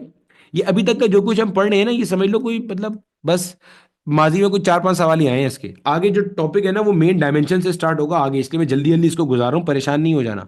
जहां पे कोई पास पेपर वाले क्वेश्चन होंगे वो मैं खुद आपसे ज्यादा तसल्ली से कराऊंगा, परेशान बिल्कुल नहीं हो। नॉन जीरो डिजिट मतलब क्या बोला मैंने? कहा देख भाई, ये देख अभी डेसिमल यहाँ पे, ठीक है भाई सर, ठीक है। अब डेसिमल को तूने करना है मूव, भाई डेसिमल राइट पे जा सकता है, लेफ्ट पे जा सकता है, भाई यही हो सकता है। नंबर में डेसिमल या तो सीधे हाथ पे मूव करेगा या उल्टे हाथ पे मूव करेगा। बेसिक मैथ 0102 पढ़ा चुका हूं आपको मैं। अब ये जो डेसिमल मूव करेगा, आपने कहाँ मूव करना है? आपकी मर्जी कहीं भी कर लो, बस शर्त एक है। शर्त ये है कि जब आप डेसिमल को मूव कर चुको तो डेसिमल से पीछे उल्टे हाथ में सिर्फ एक नॉन जीरो डिजिट बचना चाहिए। तो इसका मतलब ऑटोमेटिक मुझे आंसर मिल गया कि डेसिमल को तुमने मूव करना है पीछे, 1 2 3 4 ऐसे मूव करा, 4 डिजिट मैंने। जब मैंने 4 डिजिट मूव कर दिया मेरे भाई, तो ये क्या आया? 2.3946 आ गया ये चीज, ये सर आ गई ये चीज। अब जहन में रख लेना यहां पे, जब डेसिमल आपका लेफ्ट में जाएगा तो 10 की पावर किस में आती है? प्लस में आती है। जब डेसिमल आपका राइट में जाएगा तो 10 की पावर किस में आएगी? नेगेटिव में आएगी। जितना डेसिमल जाएगा उतनी पावर आएगी भाई, सिंपल सी बात है। अब डेसिमल कहां गया अभी देखो, लेफ्ट साइड में गया, नजर आ रहा है? गया सर। 10 की पावर कैसी आएगी? पॉजिटिव में आएगी भाईजान उठ के। कितनी प्लेस गया? 1 2 3 4, 4 प्लेस गया, ये आ गया भाई उठ के। ये जो आपने हरकत की है ना, इसको आप कहते हो to express a number in standard form. ये क्या कहलाता है? ये है नंबर को एक्सप्रेस करना किस में भाई? स्टैंडर्ड फॉर्म में। ये स्टैंडर्ड फॉर्म है। स्टैंडर्ड फॉर्म क्या है अब पढ़ लो भाई। यार नंबर ऐसे लिखा हो कि डेसिमल से पीछे एक नॉन जीरो डिजिट हो बस, और आगे जो भी कुछ है वो किस में आ जाए? उसकी 10 की पावर में उठ करके आ जाए। इसको मेरा बेटा हम क्या कहते हैं? इसको आप कहते हो नंबर को स्टैंडर्ड फॉर्म में रिप्रेजेंट करना। इसको आप साइंटिफिक नोटेशन भी कहते हो और इसको आप वो भी कहते हो। अब ये इन्होंने पूरी यहाँ पे कहानी दी हुई है, लंबी की हुई। आप तसल्ली से जब फारिग टाइम मिले आपको, आप इसको पढ़ते रहना बैठ के कि भाई इसका फायदा नुकसान क्या होता है। इसका फायदा नुकसान वैसे तो मैं आपको वैसे ही समझा देता हूँ, इसका फायदा क्या होता है। इसका फायदा ये होता है मेरे भाई, जैसे मिसाल के तौर पे आपके पास एवोगैड्रोस नंबर है। एवोगैड्रो नंबर क्या होता है? एवोगैड्रो नंबर ये होता है कि एक मोल के अंदर जो नंबर ऑफ मॉलिक्यूल्स अवेलेबल है, that is basically Avogadro number. अब देखो अपनी जिंदगी कितनी आसान है कि हम एवोगैड्रो नंबर को ऐसे लिखते हैं 6.02 इंटू 10 की पावर 23। अब अगर सोचो साइंटिफिक नोटेशन ना होती है, स्टैंडर्ड फॉर्म ना होता, तो क्या करते भाई? ये डेसिमल को सीधे हाथ पे मूव करो जरा, 602, फिर आगे 0 0 0 लिखे ही चले जाएंगे। कब तक? जब तक के कोई 19 20 जीरो ना आ जाए, लिखते जाएंगे। अब सोचो हर दफा एवोगैड्रो नंबर यानी कि नंबर ऑफ मॉलिक्यूल्स को एक्सप्रेस करने के लिए हर दफा ये इतना लंबा टर्म लिखना पड़ता। उससे कई गुना बेहतर है कि आपने क्या करा, आपने स्टैंडर्ड फॉर्म में 6.02 10 पावर 23 लिख दिया, तो सिंपल हो गया। यही बात उन्होंने नीचे लिखी हुई भी है, इसको आप पढ़ते रहना बैठ के, ठीक है। आगे, ये मेरा बेटा आपके पास स्टैंडर्ड तरीका होता है स्टैंडर्ड फॉर्म का। नंबर यानी कि जो आपका स्टैंडर्ड फॉर्म है ना, यानी कि जो आपका स्टैंडर्ड फॉर्म का नंबर है, ये उसकी बात कर रहे हैं। ये स्टैंडर्ड फॉर्म के नंबर की बात कर रहे हैं, ठीक है। ये जिसको इन्होंने यहाँ पे मेंटिसा कहा हुआ है ना, उसको मैंने आपको उर्दू भाषा में समझाया था। डेसिमल से पीछे अगर एक नॉन जीरो डिजिट है ना, उसी को ये मेंटिसा कहते हैं मैथ्स के अंदर। आगे लिखा हुआ है 10 की पावर एक्सपोनेंट, तो ये मेरा बेटा आपके पास क्या हो गया? ये आपके पास हो गया स्टैंडर्ड नंबर। यहीं पे मैं एक और चीज बता रहा हूं जो आपके पास यहाँ शायद इन्होंने लिखी हुई नहीं है, वो जहन में रखना। फिजिक्स के अंदर जब कभी भी आपने किसी चीज का ऑर्डर कैलकुलेट करना होता है, जैसे हमने मॉडर्न फिजिक्स में भी कई दफा ऑर्डर की टर्म यूज करी कि order of the wavelength of light ये है, order of the X-ray wavelength ये है। तो ऑर्डर के लिए ना, अब यहां पे ना जरा समझना खूब अच्छे से। आप जब विजिबल लाइट की वेवलेंथ पढ़ोगे तो बाज जगह पे आपको विजिबल लाइट की वेवलेंथ मिलेगी 4 इंटू 10 की पावर -7 मीटर। बाज जगह पे आपको लिखी मिलेगी 400 नैनोमीटर। नैनो का मतलब होता है जनाब 10⁻⁹मीटर। बाज जगह पे मिलेगी 4000 एंगस्ट्रॉम। भाई क्लास 12 पढ़ के आ गए, अगर आपने मेरी बात को मानते हुए मॉडर्न फिजिक्स की किताब साथ में पढ़ी होगी तो आपको ये विजिबल लाइट की अलग अलग टेक्स्ट बुक में ये अलग अलग वैल्यूज साफ साफ लिखी मिली होंगी। एंगस्ट्रॉम का मतलब क्या होता है? 10⁻⁻ मीटर। अब अगर मैं आपको बोलूं कि जनाब मुझे आप ये मैंने लिखा है विजिबल लाइट की जो वेवलेंथ होती है ना, उसकी लोअर साइड जो होती है वो 400 नैनोमीटर से होती है, और जो हायर साइड होती है जो रेड वाली होती है वो 700 नैनोमीटर तक जा रही होती है। हमने बामर सीरीज के इस पे सवाल भी किए थे जो पास पेपर के क्वेश्चन थे। अब तुम्हें याद हो कि ना याद हो, ठीक है। अब देखो इधर, अब इसके अंदर हमारे पास, अब आपको बोला जाए यार इसका ऑर्डर निकालो। अब बोलोगे यार बिलाल भाई ने ऑर्डर निकालना तो बताया था, बिलाल भाई ने कहा था यार ऑर्डर कैसे निकलता है, जो भी 10 की पावर होती है वो ऑर्डर होती है, लेकिन आप फंसोगे कहां पे? आप फंसोगे यहां पे। अब देखो यहां से देखते हो तो ऑर्डर आता है 10⁻⁻7। यहां से देखता है मेरे भाई तो ऑर्डर आता है 10⁻⁻9। यहां से देखता है मेरे भाई तो ऑर्डर आता है 10⁻⁻10। अब फंस गए यहाँ पे। ऑर्डर किसको बोलोगे कि भाई विजिबल लाइट की वेवलेंथ का ऑर्डर क्या है? पावर -7, पावर -9 या पावर-10? या बिल्कुल इसी को अब जरा एक और तरह से सवाल समझो। जब आप किताब पढ़ते हो, किताब में लिखा होता है जनाब एक्सरेज की जो वेवलेंथ है, एक्सरेज की जो वेवलेंथ है, आगे जब आपको फिजिकल ऑप्टिक्स भी पढ़ाऊंगा उसमें भी ये कॉन्सेप्ट आएगा। क्योंकि एक्सरे की वेवलेंथ बहुत छोटी होती है, बल्कि बहुत से भी बहुत ज्यादा छोटी होती है। इसका जो ऑर्डर होता है आपको किताब में लिखा मिलेगा कि इसका ऑर्डर होता है 10⁻⁻10 मीटर। अब अगले के जहन में सवाल आएगा, सर ये तो देखें बहुत अजीब सी बात कर दी, क्यों? मैं इसको 4000 के बजाय अगर मैं डेसिमल, अभी डेसिमल कहाँ है देखो, अभी डेसिमल कहाँ है, इसमें भी डेसिमल यहाँ है। अगर मैं डेसिमल एक स्टेप और आगे ले जाऊं, यानी कि इसको मैं 40,000 कर दूं, तो ये तो 10⁻⁻11 बन जाएगा। तो 10⁻11 हो गया। इसका मतलब जिसका जो दिल कर रहा है वो उतने जीरो लगाए और 10 की पावर अपने हिसाब से चेंज करते जाए, तो ये तो फड्डे वाली बात है, मसला आ गया। 10 की पावर ही हर एक की अलग अलग आ रही है, ऑर्डर सबका अलग अलग आ रहा है। तो जहन में रखना, ऑर्डर हमेशा स्टैंडर्ड फॉर्म के बाद निकाला जाता है। क्या मतलब? विजिबल लाइट का आपसे जब ऑर्डर पूछा जाएगा ना, तो ये है विजिबल लाइट का ऑर्डर। बाकी के सारे विजिबल लाइट के ऑर्डर काउंट नहीं होंगे, ये जहन में रख लेना। बच्चे को ये नहीं पता होती बात, और फिर बच्चा परेशान होता है, किताब पढ़ता है नहीं समझ में आती है ऑर्डर के बारे में क्या बात लिख दी बीच में। तो ऑर्डर के लिए स्टैंडर्ड नंबर की फॉर्म का होना जरूरी है, ठीक है। अब जल्दी से मुझे एक सवाल बता दो यहाँ पे। मान लो मेरे पास जो लिखा हुआ है यहाँ पे लिखा हुआ है 273.49 मल्टीप्लाई बाय 10 की पावर 2। सही है? मुझे बता दो इस नंबर का ऑर्डर क्या होगा, बोलो जल्दी से बोलो। मतलब इतना आसान सवाल है कि अगर नर्सरी लेवल पे भी बच्चे को दे दिया जाए ना, वो खुशी से कर देगा। बोलो जल्दी से, क्या हो इसका ऑर्डर? ठीक है बच्चे, माशाल्लाह से काफी सारे लोगों ने इसका आंसर सही बताया। खुश नहीं हो जाना, नर्सरी वाले बच्चे को मैंने बताया था वो बता सकता है, ठीक है। तो अगर तुम नहीं बताते तो इसका मतलब तुम्हारी नर्सरी फेल थी। देखो इधर, इसमें क्या करा, सबसे पहले स्टैंडर्ड फॉर्म में लाए तो एक और एक दो डिजिट होगा यहाँ पे, ठीक है। आपने इसे लिखा 2.7349 इंटू 10 की पावर, भाई कहाँ पे गया ये? भाई लेफ्ट में गया है ना, तो जब लेफ्ट में जाएगा तो पावर कैसी आती है? पॉजिटिव, तो भाई 2 आ गई। भाई एक 10 पावर 2 पहले से था। अब इतनी बेसिक मैथ्स तो आपको आती है यार, ग्रैंड टेस्ट भी है सेकेंड ईयर का। देखो बेसिस आर सेम तो पावर्स विल गेट एडेड, तो क्या बन जाएगा? 2.7349 इंटू 10 की पावर 4। ठीक हो गया, जहन में रख लेंगे ये बात। इसी तरह से मेरा बेटा बिल्कुल बेसिक बेसिक अंदाज में अगर हम आगे चलें, तो जैसे आपको ये बात पता है कि जब हम जैसे अभी हमने जब मॉडर्न फिजिक्स पढ़ी थी वहां हमने मेगा का कॉन्सेप्ट पढ़ा था। मेगा क्या होता है? 10 पावर 6।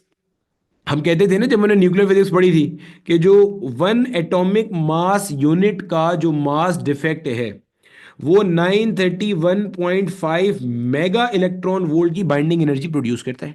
तो ये जो मेगा है ना, this mega is what in actual, this mega is 10 की पावर 6। मतलब ये लिखने का तरीका है, आपको 10 की पावर 6 लिखने में भी काहिली हो रही थी तो आपने उसकी जगह पे एक सिंबल मेगा बना दिया। इसी तरह किलो जो होता है वो आपके पास 10 की पावर 3 होता है। इसी तरह आपके पास जो मिली होता है वो 10 की पावर -3 होता है। अब ये छोटे छोटे आपके पास होते हैं, तो ये भाई साहब एक बार आपने पढ़ लेना भी काफ़ी होगा। तो मैं यहाँ पे आपको इसका भी किताब से स्निपेट उठा के दे देता हूँ। किताब के स्निपेट इसलिए यहाँ पे दे रहा हूँ क्योंकि मुझे पता है आप मसरूफ लोग हो सकता है आपको जो है वो किताब खोलने का टाइम ना मिले, तो आपको यही नोट्स में ही दे दिया। नोट्स तो आप बहरहाल खोल के देख ही लोगे एक बार, ठीक है। चलो, ये मेरा बेटा आपके सामने आ गया, इसको आप तसल्ली से देखते रहना, एक नज़र मार लेना काफ़ी है, ठीक है। अच्छा आगे चलते हैं। अब मेरा बेटा हमारे पास जो कुछ बेसिक बेसिक सी बातें जो है ना वो थोड़ी सी और हैं, वो डिस्कस कर लेते हैं। और उसके बाद जो है ना वो चलते हैं हम अपने मेन टॉपिक के ऊपर, that is the concept of dimensions. ठीक है,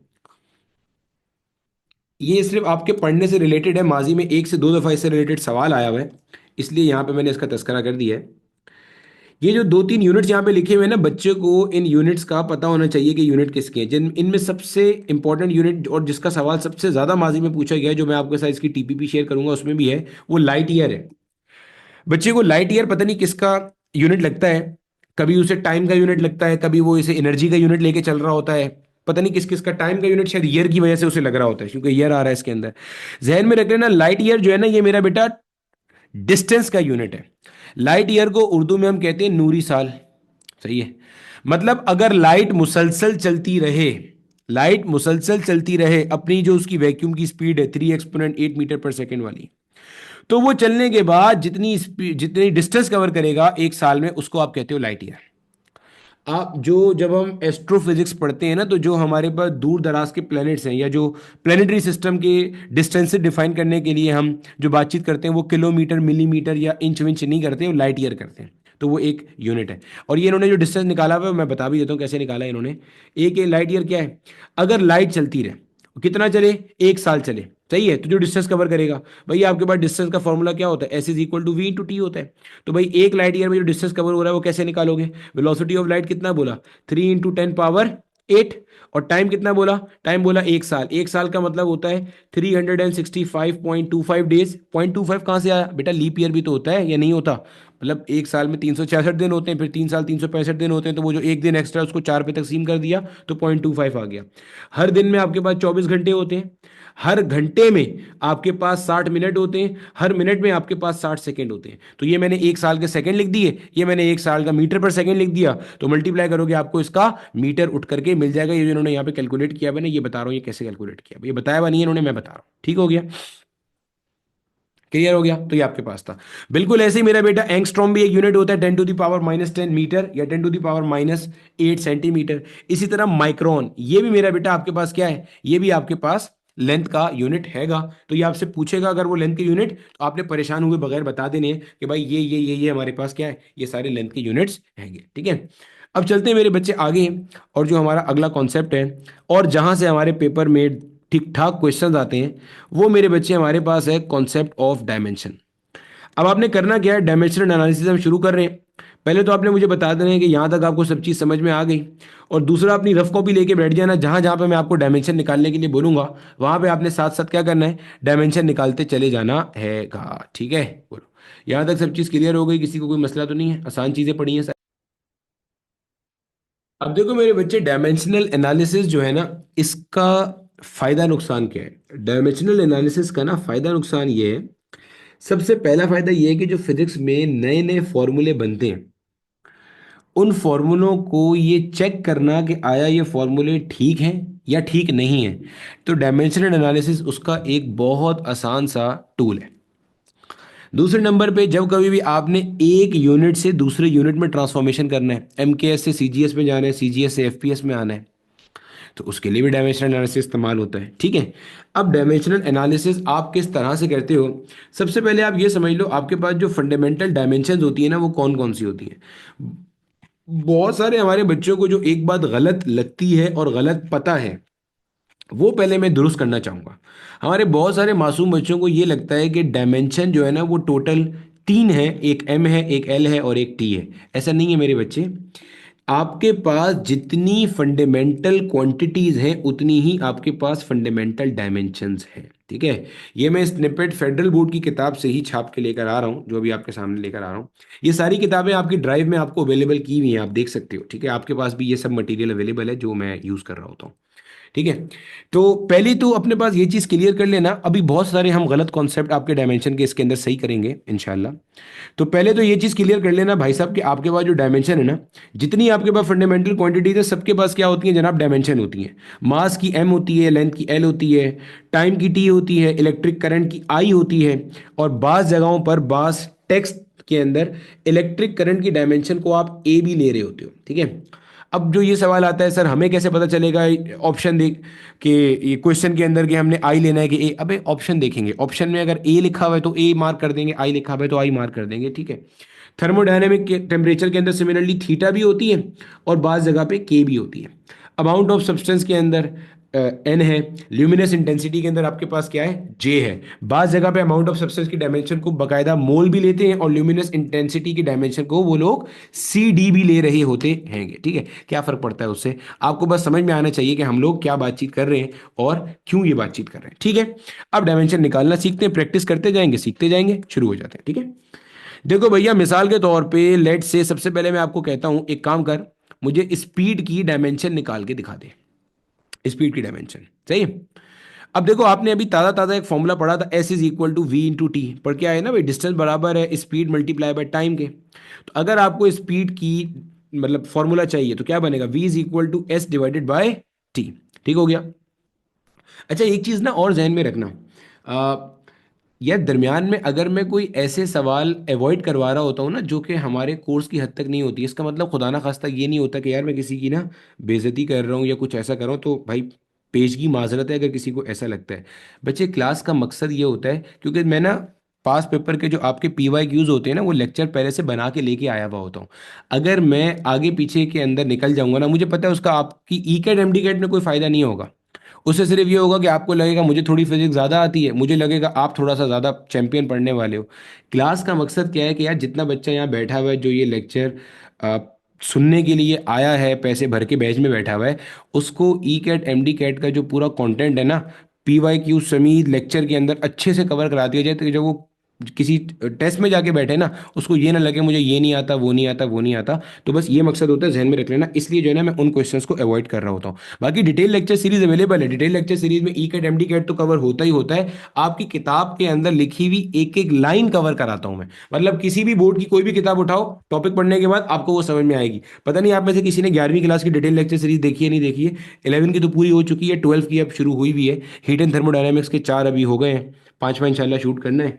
वो तरावी का सिलसिला शुरू हो गया था इसलिए उसके अंदर मामला अभी आगे नहीं बढ़े हैं उसमें, ठीक है। खैर v is equal to S upon T आ गया हमारे पास ये उठ के। अब s आपके पास क्या है, डिस्टेंस है। डिस्टेंस की डायमेंशन मेरे बच्चे क्या होती है, l होती है। t क्या है आपके पास, टाइम है। टाइम की डायमेंशन क्या होती है, t होती है। अच्छा डायमेंशन को लिखते वक्त ना स्टैंडर्ड है इस तरह से आप स्क्वायर ब्रैकेट यूज करते हो। मैं यहाँ पे क्यों यूज नहीं कर रहा, क्योंकि हमारे पेपर में जाहिर सी बात है एमसीक्यूज पूछे जाएंगे, तो उसमें आपको बस सही आंसर निकालना है, तो फालतू के अंदर हम अपना टाइम क्यों वेस्ट करें ये स्क्वायर ब्रैकेट लगाने लगाने में, ठीक है। तो एल अपॉन टी होता है, इसको आप सिंप्लीफाई करोगे तो मेरे बच्चे ये क्या बन गया, एल टी की पावर -1 बन गया, सही है। अब इसी को रिप्रेजेंट करने का एक तरीका ये भी है, m की पावर 0 l इंटू टी की पावर -1। क्या मतलब सर, देखो स्टैंडर्ड तरीका जो डायमेंशन को रिप्रेजेंट करने का होता है ना वो होता है एम एल टी की टर्म में। ये स्टैंडर्ड तरीका है, इसीलिए अक्सर औकात बच्चों को लगता है कि डायमेंशन तो तीन ही होती है, एम एल और टी। नहीं ऐसा नहीं है, अगर एम के सिस्टम होता तो फिर डायमेंशन तीन ही होती एम एल टी, लेकिन हम तो ऐसा ही सिस्टम की बात कर रहे हैं।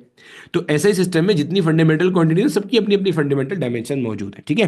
तो एल टी पावर -1 या एम जीरो, एम की पावर जीरो से क्या मुराद है भाई, किसी भी चीज पे पावर जीरो होती है मेरे बच्चे, तो इसका मतलब वो बेसिकली क्या है आपके पास 1 है।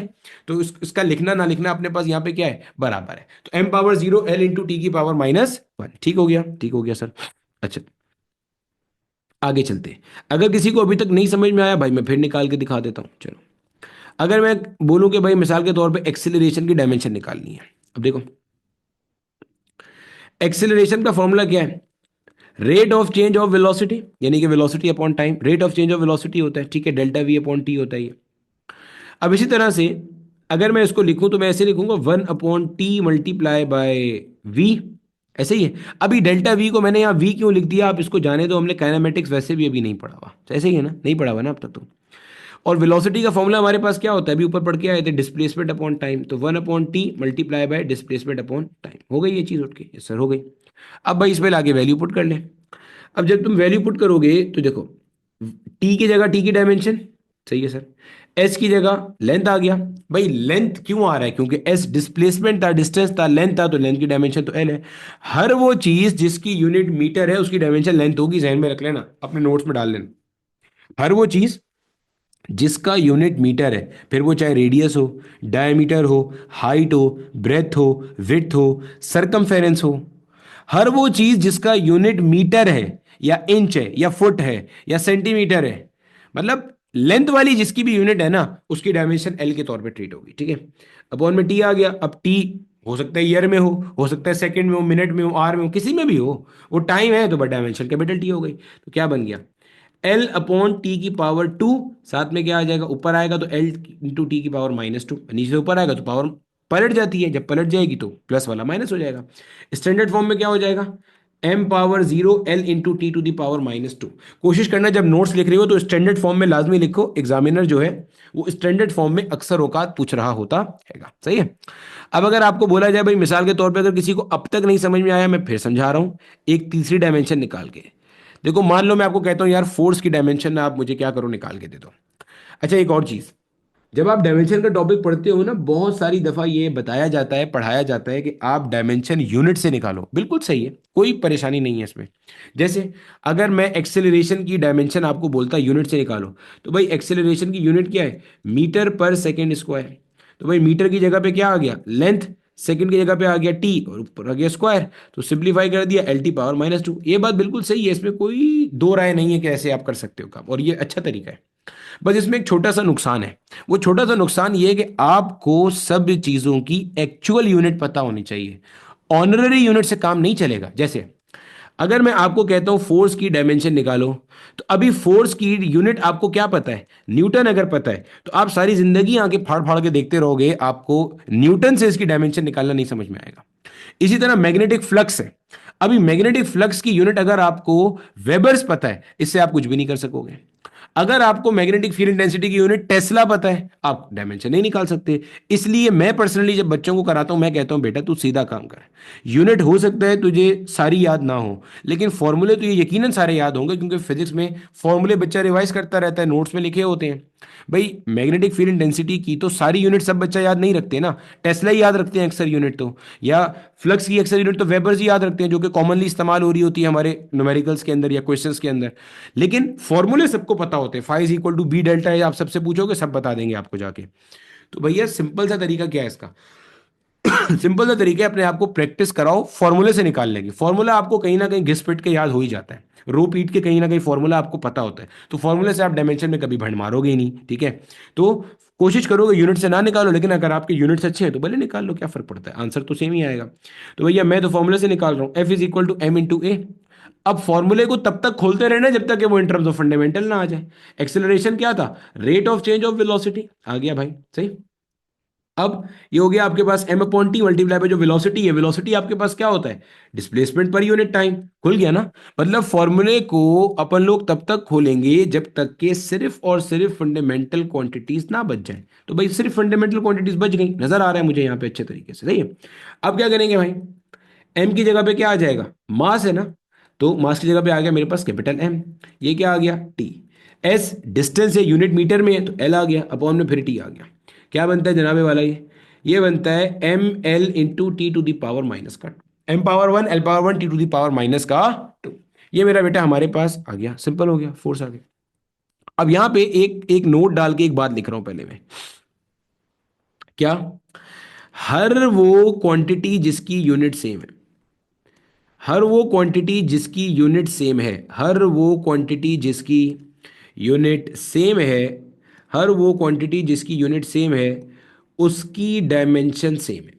हर वो क्वांटिटी जिसकी यूनिट सेम है उसकी डायमेंशन सेम है।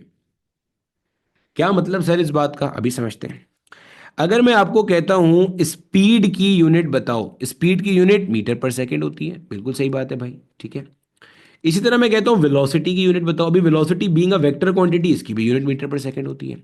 मैं कहता हूं इनिशियल वेलोसिटी बोलो, इसकी भी यूनिट वही है। मैं कहता हूं फाइनल वेलोसिटी बोलो, इसकी भी यूनिट यही है। मैं कहता हूं चेंज इन वेलोसिटी बोलो, इसकी भी यही है। मैं कहता हूं एवरेज वेलोसिटी बोलो, इसकी भी यही है। मैं कहता हूं इंस्टेंटेनियस वेलोसिटी बता दे भाई, इसकी भी यही है। पॉइंट समझ में आ रहा है। मैं कहता हूं टेंजेंशियल वेलोसिटी बोलो, इसकी भी यही है। अब आप देखो यहां पे ना एक मसला समझो, आगे इंशाल्लाह आप पढ़ोगे, अल्लाह ताला मौका देगा हमें, तो जब हम आगे काइनेमेटिक सर्कुलर मोशन ये सब पढ़ेंगे तो आपको इन सब में तमीज समझ में आ जाएगी। टेंजेंशियल वेलोसिटी सर्कुलर मोशन में होती है, जो बॉडी दायरे में घूम रहा होता है। इंस्टेंटेनियस एक लम्हे की होती है, एवरेज पूरी कहानी की होती है। डेल्टा वी चेंज होता है, वी एफ कहानी के बाद वाली है, फाइनल वाली है, वी आई इनिशियल वाली है।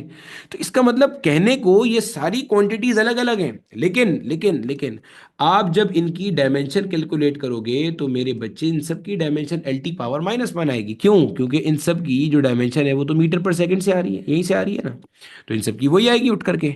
तो ये कह लो कि डायमेंशनल एनालिसिस का एक ड्रॉबैक भी है क्या, कि आप महज डायमेंशन की बेस पर फर्क नहीं कर सकते, तमीज नहीं कर सकते कि डायमेंशन क्या है, स्केलर है कि वेक्टर है, चेंज है या चेंज नहीं, मतलब चेंज इन वेलोसिटी है कि इनिशियल वेलोसिटी है। अब इसी तरह से मैं बोलूं भाई मुझे लेंथ की डायमेंशन बताओ, तो लेंथ की डायमेंशन आपने बता दी, एल आ गई मिसाल के तौर पे। अब यही डायमेंशन रेडियस की भी होगी, यही डायमीटर की भी होगी, यही सर्कमफेरेंस की भी होगी। हर वो चीज जिसकी यूनिट लेंथ वाली है, मीटर वाली है, सेंटीमीटर, फुट या इंच वाली है, माइल्स वाली है, उन सबकी यूनिट आपके पास लग जाएगी। ठीक है, तो ये इसका एक ड्रॉबैक था। और कौन कौन से देखो, मिसाल के तौर पे अगर मैं आपसे पूछूं यार मुझे ना जरा वर्क डन की यूनिट तो बताओ क्या होती है, आप बोलोगे यार वर्क डन का फॉर्मूला होता है F D cos theta. F की यूनिट क्या है? न्यूटन। डिस्टेंस की यूनिट क्या है? मीटर। तो न्यूटन मीटर को आप क्या कह देते हो? जूल कह देते हो। मैं कहूंगा बेहतरीन हो गया यार, जबरदस्त, तुम चैंपियन आदमी हो। अब मैं कहूंगा जरा एक काम करो, टॉर्क का फॉर्मूला बताओ। टॉर्क का एक फॉर्मूला होता है आर क्रॉस एफ। एक फॉर्मूला जो आप बचपन से पढ़ते आए हो एफ डी है। ऐसे ही है ना, मैट्रिक क्लास में या ओ लेवल्स में पढ़ा होगा आपने, जिसमें आपका एफ जो होता है वो फोर्स होती है और डी जो होता है वो आपका मोमेंट आर्म होता है। ठीक है, अब इसकी यूनिट देखो, इसकी यूनिट भी न्यूटन मीटर है, बस इसको जूल से इक्वेट नहीं करते। ठीक है, क्योंकि आपके पास जूल ने ज्यादा काम जो था वो एनर्जी में किया था, इसलिए एनर्जी या वर्क की यूनिट अमूमी तौर पे आप जूल में लेके जाते हो। इसी तरह से अगर मैं आपसे एनर्जी की यूनिट पूछ लूंगा तो वो भी क्या होती है? जूल होती है। अब आप देखो इन सब की यूनिट कैसी है? सेम सेम है। तो नतीजे में इन सब की डायमेंशन भी कैसी आएगी? सेम आएगी भैया। आपके पास निकाल के भी दिखा देता हूं आपको। जैसे अगर मैं आपको बोलूं भाई मिसाल के तौर पे एक काम कर, मुझे वर्क डन की डायमेंशन कैलकुलेट करके बता। डब्ल्यू क्या है? एफ इंटू डी है। अभी एफ की डायमेंशन थोड़ी देर पहले निकाली थी, एम एल टी -2, ये देख लिखी हुई है यहाँ पे, ये रही एम एल टी -2। और डी की डायमेंशन क्या है अपने पास? एल है। तो मिला के क्या बन गया? एम एल स्क्वायर टी की पावर -2, ये बन गई उठ के। अब यही डायमेंशन वर्क का भी है, यही टॉर्क का भी है, यही किसका है? एनर्जी का भी आ रहा है। ठीक है, तो इन दोनों की डायमेंशन कैसी आती है आपके पास? सेम आएगी। तो बताने का मकसद ये था, हर वो चीज जिसकी क्वांटिटी सेम है उसकी डायमेंशन सेम होगी। सिमिलरली अगर आपके पास सेंट्रीपिटल एक्सेलरेशन है, लीनियर एक्सेलरेशन है, आपके पास टेंजेंशियल एक्सेलरेशन है, इन सबकी यूनिट चूंकि मीटर पर सेकंड स्क्वायर होती है, तो इन सबकी डायमेंशन एल टी पावर -2 होगी। लेकिन जहन में रख लेना, एंगुलर एक्सेलरेशन की यूनिट अलग होती है तो उसकी डायमेंशन भी अलग होगी। मैंने क्या बोला? जिस जिसकी यूनिट सेम है, यहां लिखा हुआ भी है यूनिट सेम है। मैंने ये नहीं कहा कि वो लिखा हुआ सेम है, मतलब एंगुलर एक्सेलरेशन और एक्सेलरेशन, किसी को अगर लग रहा हो कि भाई दोनों ही एक्सेलरेशन और मैंने क्या तमीज करने की मैंने क्या तरीका बताया? मैंने कहा यूनिट सेम होनी चाहिए। तो भैया एंगुलर एक्सेलरेशन की यूनिट कुछ और होती है और लीनियर एक्सेलरेशन की यूनिट कुछ और होती है, तो चूंकि यूनिट अलग है इसलिए डायमेंशन क्या होगी? अलग अलग होगी। और मिसाल ले ले यार, मिसाल के तौर पे, और अगर आपको मैं मिसाल दूं, जैसे मिसाल के तौर पे आपके पास जो फ्रीक्वेंसी होती है लीनियर फ्रीक्वेंसी, इसका फॉर्मूला होता है 1/t reciprocal of time period. अब इसकी डायमेंशन क्या बन जाएगी? टी इनवर्स बन जाएगी। इसी तरह आपके पास जो एंगुलर वेलोसिटी होती है ओमेगा, ये आपने क्लास 11 में पढ़ा होगा, मैंने तो अब तक नहीं पढ़ा है ये सब चीज़ आपको।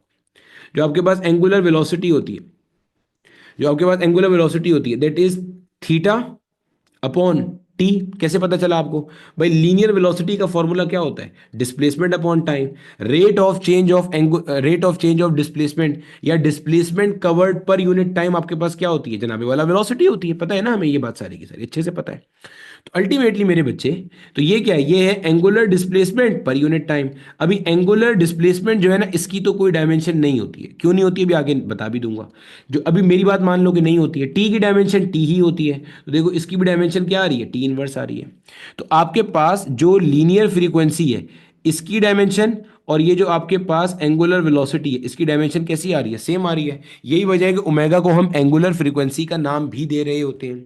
ठीक है, अच्छा अब आपका एक टास्क है इसके अंदर। क्या टास्क है आपका? टास्क ये है कि आप एंगुलर मोमेंटम की डायमेंशन निकालोगे। एंगुलर मोमेंटम का फॉर्मूला क्या है? M v r. ठीक है, आगे साइन थीटा भी होता है फॉर्मूले में, लिख लो यहाँ पे ताकि परेशान ना हो जाओ। साइन थीटा के बारे में टेंशन नहीं लेना, साइन थीटा की डायमेंशन नहीं होती है। सर पहले ये बता दें आपको कैसे पता चल रहा है कि डायमेंशन नहीं होती है? भाई बहुत सिंपल है, बहुत सिंपल है। अब देखो, अभी बहुत सारे बच्चे वो होंगे जो बेचारों ने गलत रट्टा मारा होगा, उनको गलत पढ़ाया गया होगा या उन्होंने पढ़ा होगा कि कांस्टेंट की डायमेंशन नहीं होती है। भाई ऐसा कुछ नहीं है। जिसका यूनिट नहीं है उसकी डायमेंशन नहीं है, सिंपल। जिसका यूनिट नहीं है उसकी डायमेंशन नहीं है। अब देखो समझो, या और आसान कर लो, जिसकी यूनिट कैंसिल हो जाती है, ये जो रेशियो हो गया बिटवीन टू सिमिलर क्वांटिटीज, उसकी कह लो कि आप ज्यादा बेहतर टर्म बता रहा हूं, ज्यादा बेहतर समझाने के लिए कि उसकी डायमेंशन नहीं है। जैसे मिसाल के तौर पे समझो भाई, अगर मैं तुझे बोलूं मिसाल के तौर पे साइन थीटा बता क्या होता है। भाई राइट एंगल ट्राइंगल का फॉर्मूला पता है ना। साइन थीटा क्या है, सम पीपल है P upon H perpendicular upon hypotenuse. अब अगर मैं तुमसे पूछूं कि मेरा बेटा मुझे ये बताओ, मेरा बेटा मुझे बताओ कि तुम्हारे पास ये परपेंडिकुलर क्या है और हाइपोटेन्यूज क्या है, तो भाई इतना तो हमें पता है ना कि हमारे पास ये जो राइट एंगल ट्राइंगल होती है, इस राइट एंगल ट्राइंगल के अंदर भाई साहब, अगर मेरे पास ये मिसाल के तौर पे थीटा है, लेट्स से ये मेरा रेफरेंस है, ये 90 डिग्री है, तो ये जनाब हमारे पास हाइपोटेन्यूस होता है, ये अपने पास बेस होता है, ये परपेंडिकुलर होता है। इन शॉर्ट आसान भाषा में ये सारे के सारे आपके पास क्या है, हाइपोटेन्यूस, परपेंडिकुलर या बेस जो है, all these are different sides of a right angle triangle. तो साइड है ना मेरे भाई, तो गोया के परपेंडिकुलर ये भी लेट से मीटर में होगा, हाइपोटेन्यूस भी मीटर में होगा, तो ऊपर नीचे वैसे ही मर जाएगा, साइन थीटा की डायमेंशन क्या हो गई, खत्म हो गई। तो भाई this is the very reason हम कहते हैं sine theta, cos theta, tangent theta, इनकी कोई डायमेंशन नहीं है। सर और बताएं किसकी डायमेंशन नहीं है, भाई और सुन ले यार तू, किसकी डायमेंशन नहीं है। मिसाल के तौर पे जैसे मैंने अभी ऊपर आपको प्लेन एंगल का कॉन्सेप्ट बताया था, s is equal to r theta में बताया था। अब अगर तुम यहां से थीटा की वैल्यू निकालने जाओगे तो थीटा क्या बनता है, एस अपॉन आर बनता है, बनता है। अब एस क्या है, एस डिस्टेंस है, आर भी क्या है, आर भी डिस्टेंस है। तो भैया डिस्टेंस को डिस्टेंस से डिवाइड करोगे, फिर से इसकी डायमेंशन क्या होगी, खत्म हो गई। तो थीटा की डायमेंशन लेस है। मैंने अभी ऊपर यहाँ कहा भी था कि जो थीटा है आपके पास ये क्या है, दिस इज डायमेंशन लेस। सही हो गया, डायमेंशन लेस हो गया ये चीज उठ के। सर और किसकी डायमेंशन नहीं होती, मेरा बेटा कोई भी जो नंबर है उसकी डायमेंशन नहीं होती। जैसे पाई है 22/7 आप लिखते हो, अब इसकी कोई नंबर नहीं है, तो ये आपके पास क्या है, इसकी कोई यूनिट नहीं है, तो इसकी बस क्या है, कोई डायमेंशन नहीं है। और सर बताएं और क्या नहीं है। जैसे मिसाल के तौर पे आपके पास कोफिशिएंट ऑफ फ्रिक्शन है, अभी कोफिशिएंट ऑफ फ्रिक्शन की कोई डायमेंशन नहीं है। क्यों, क्योंकि कहां से कैलकुलेट करते हो, f is equal to mu R होता है, तो mu will be equal to f divided by R हो जाएगा। अभी एफ क्या है, फोर्स ऑफ फ्रिक्शन, एफ क्या है, फोर्स ऑफ फ्रिक्शन, इसकी यूनिट न्यूटन होती है। आर क्या है, रिएक्शन, इसकी यूनिट भी न्यूटन होती है। न्यूटन से न्यूटन फिर मर जाएगा, डायमेंशन खत्म हो गई। भाई बताया था ना, यूनिट सेम है तो डायमेंशन सेम होगी। अभी एक्सेलरेटिंग फोर्स हो, ब्रेकिंग फोर्स हो, रिटार्डिंग फोर्स हो, फोर्स ऑफ फ्रिक्शन हो, नॉर्मल रिएक्शन हो, वेट हो, इन सबकी यूनिट न्यूटन है, तो इन सबकी डायमेंशन फोर्स वाली होती है, तो म्यू की यूनिट नहीं होती। सिमिलरली और सर बता दें और किसकी नहीं होती, वो तो आगे आता जाएगा। जैसे अभी हमने फिजिक्स ऑफ सॉलिड पढ़ा था, इसके अंदर मैंने आपको स्ट्रेन का कॉन्सेप्ट पढ़ाया था। अभी स्ट्रेन की कोई वो नहीं होती अपना यूनिट नहीं होती, तो उसकी डायमेंशन भी नहीं होती है। क्यों, change in length upon initial length है, अभी कहां से आएगी उसकी। सिमिलरली जिसकी यूनिट सेम उसकी डायमेंशन भी सेम है। तो देखो, प्रेशर हो या आपके पास स्ट्रेस हो, अब ये फिजिक्स और सॉलिड आपने पढ़ा हुआ है तो समझाना मिसाल देना आसान है, या यंग्स मॉड्यूलस हो, अब इन सबकी यूनिट क्या है, न्यूटन पर मीटर स्क्वायर है। अल्टीमेटली आपके पास जो इसकी कह लोगे वो है डायमेंशन है, वो भी अपने पास क्या होगी, सेम हो जाएगी ना भाई उठ के। ठीक है, ऐसे पेयर्स आपको और भी मिलते चले जाएंगे। ठीक है चलो, जो होमवर्क क्वेश्चन था हमारा पहला, होमवर्क क्वेश्चन क्या है भाई, और होमवर्क क्वेश्चन भी आपको इसी के अंदर मिल जाएंगे जब पीडीएफ अपलोड करूंगा। एंगुलर मोमेंटम है m v r sine theta, आपने इसकी डायमेंशन निकालनी है एंगुलर मोमेंटम की। फिर आपने क्या करना है, फिर आपने प्लांक्स कांस्टेंट की एंगुलर डायमेंशन निकालनी है। सही है, प्लांक्स कांस्टेंट की एंगुलर डायमेंशन कहां से निकालोगे, भाई ये प्लांक्स का फॉर्मूला यूज कर लेना, is equal to h f. F क्या है, फ्रीक्वेंसी, फ्रीक्वेंसी की डायमेंशन मैंने आपको ऑलरेडी निकाल करके दिखा दी। ई क्या है, एनर्जी, एनर्जी की वही डायमेंशन है जो वर्क डन की होती है, जूल वाली, क्योंकि एनर्जी का यूनिट जूल होता है और जूल वर्क डन का भी है, तो डायमेंशन सेम है। यहां से आप निकालोगे एच की डायमेंशन, और आपने ये बात साबित करनी है कि जो एंगुलर मोमेंटम का डायमेंशन है वही किसका है, प्लांक्स कांस्टेंट का डायमेंशन है गा। सही हो गया जनाबे वाला, आगे चलते हैं। अब एक डायमेंशन और निकाल लेते हैं जल्दी से, बल्कि तुम लोग कोशिश करके निकालो इस डायमेंशन को, जल्दी से निकालो। F is equal to G m1 m2 upon r square, इसमें से कैपिटल G का डायमेंशन निकालो।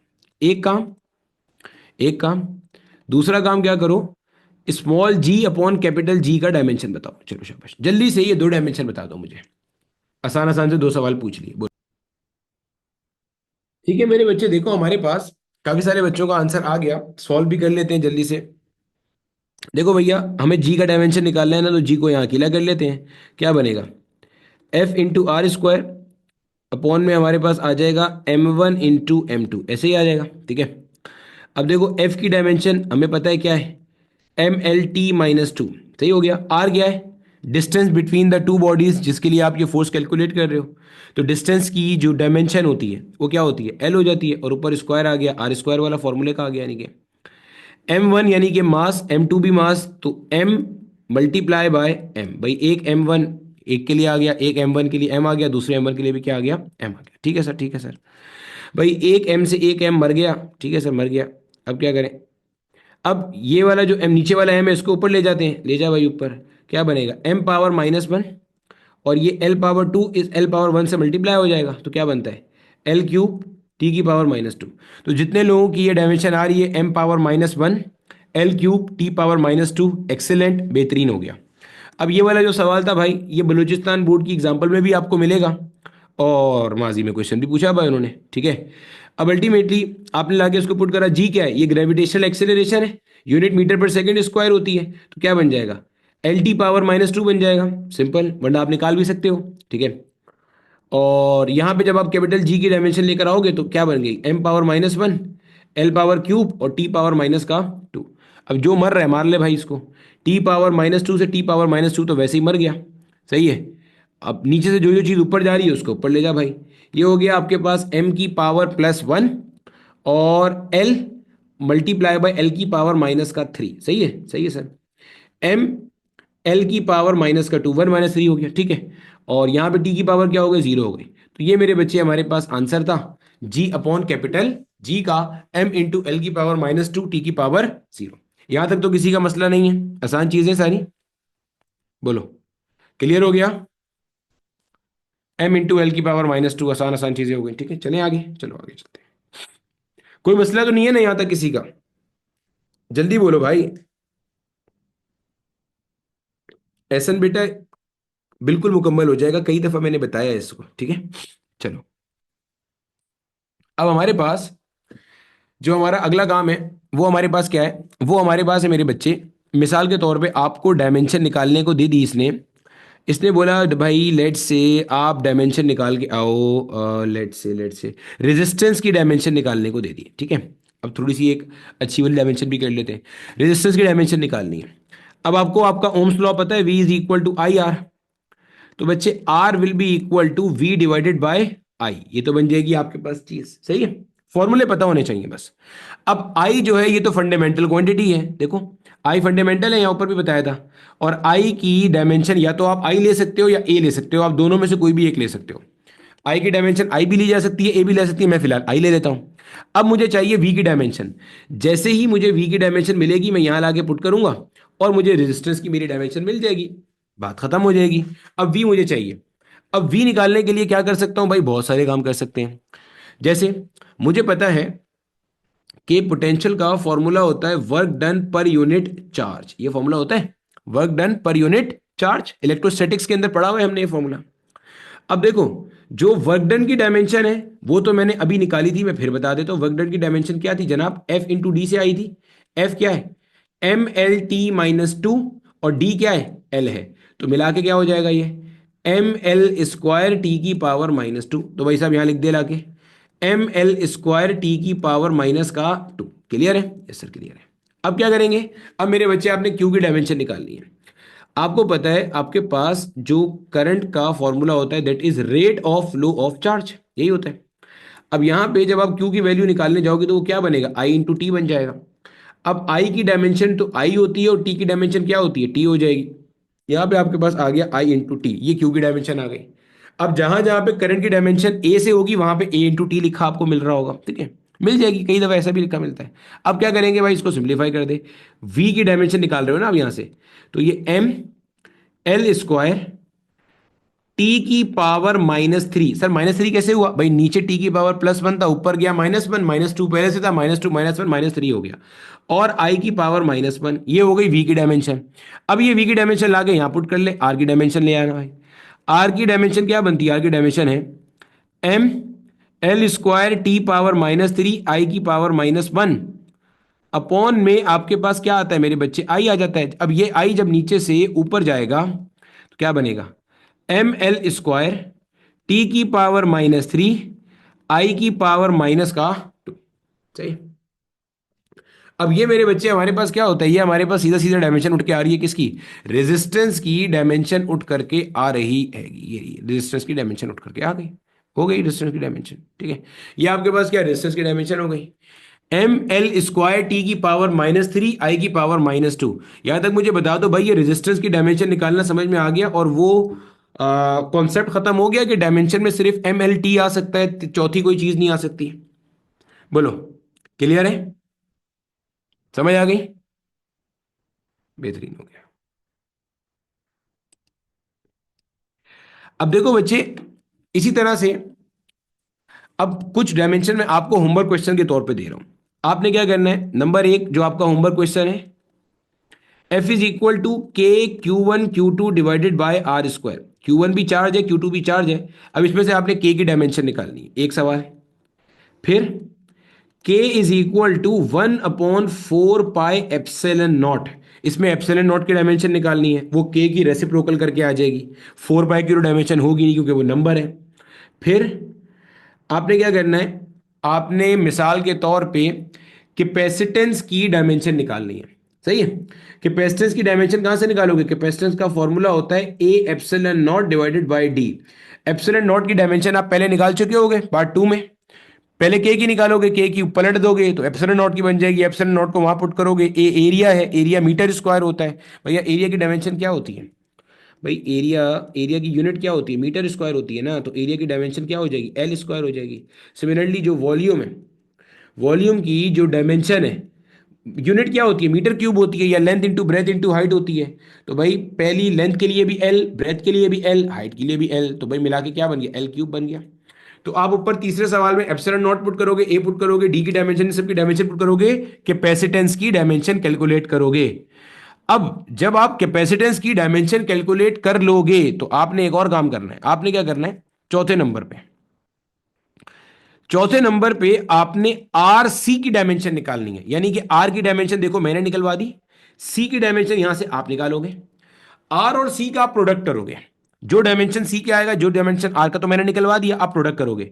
इसकी जो डायमेंशन है, इसकी जो डायमेंशन है वो आनी चाहिए M⁻0 L⁻0 T⁻1 के बराबर।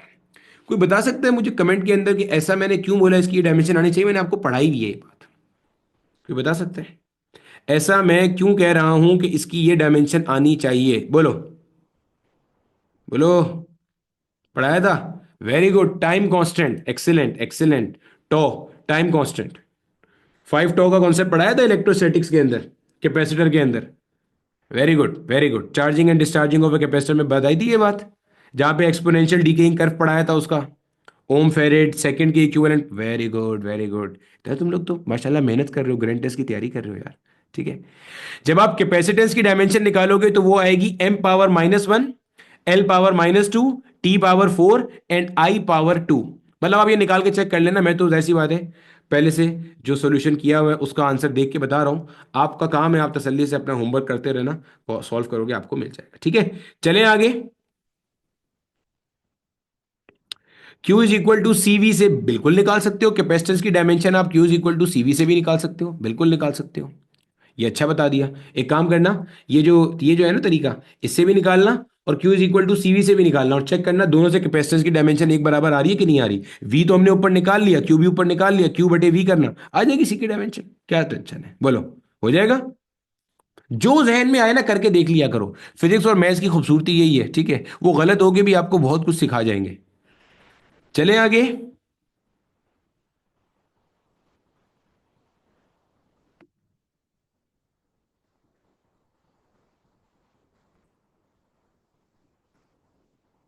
बेटे कौन से V की एल स्क्वायर आप करा रहे हो, दो एल को एक करके नहीं लिखते।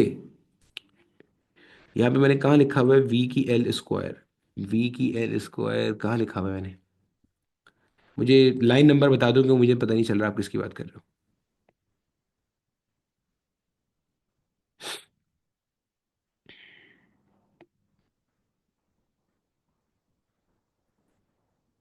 चलो ठीक है, आगे चलते हैं।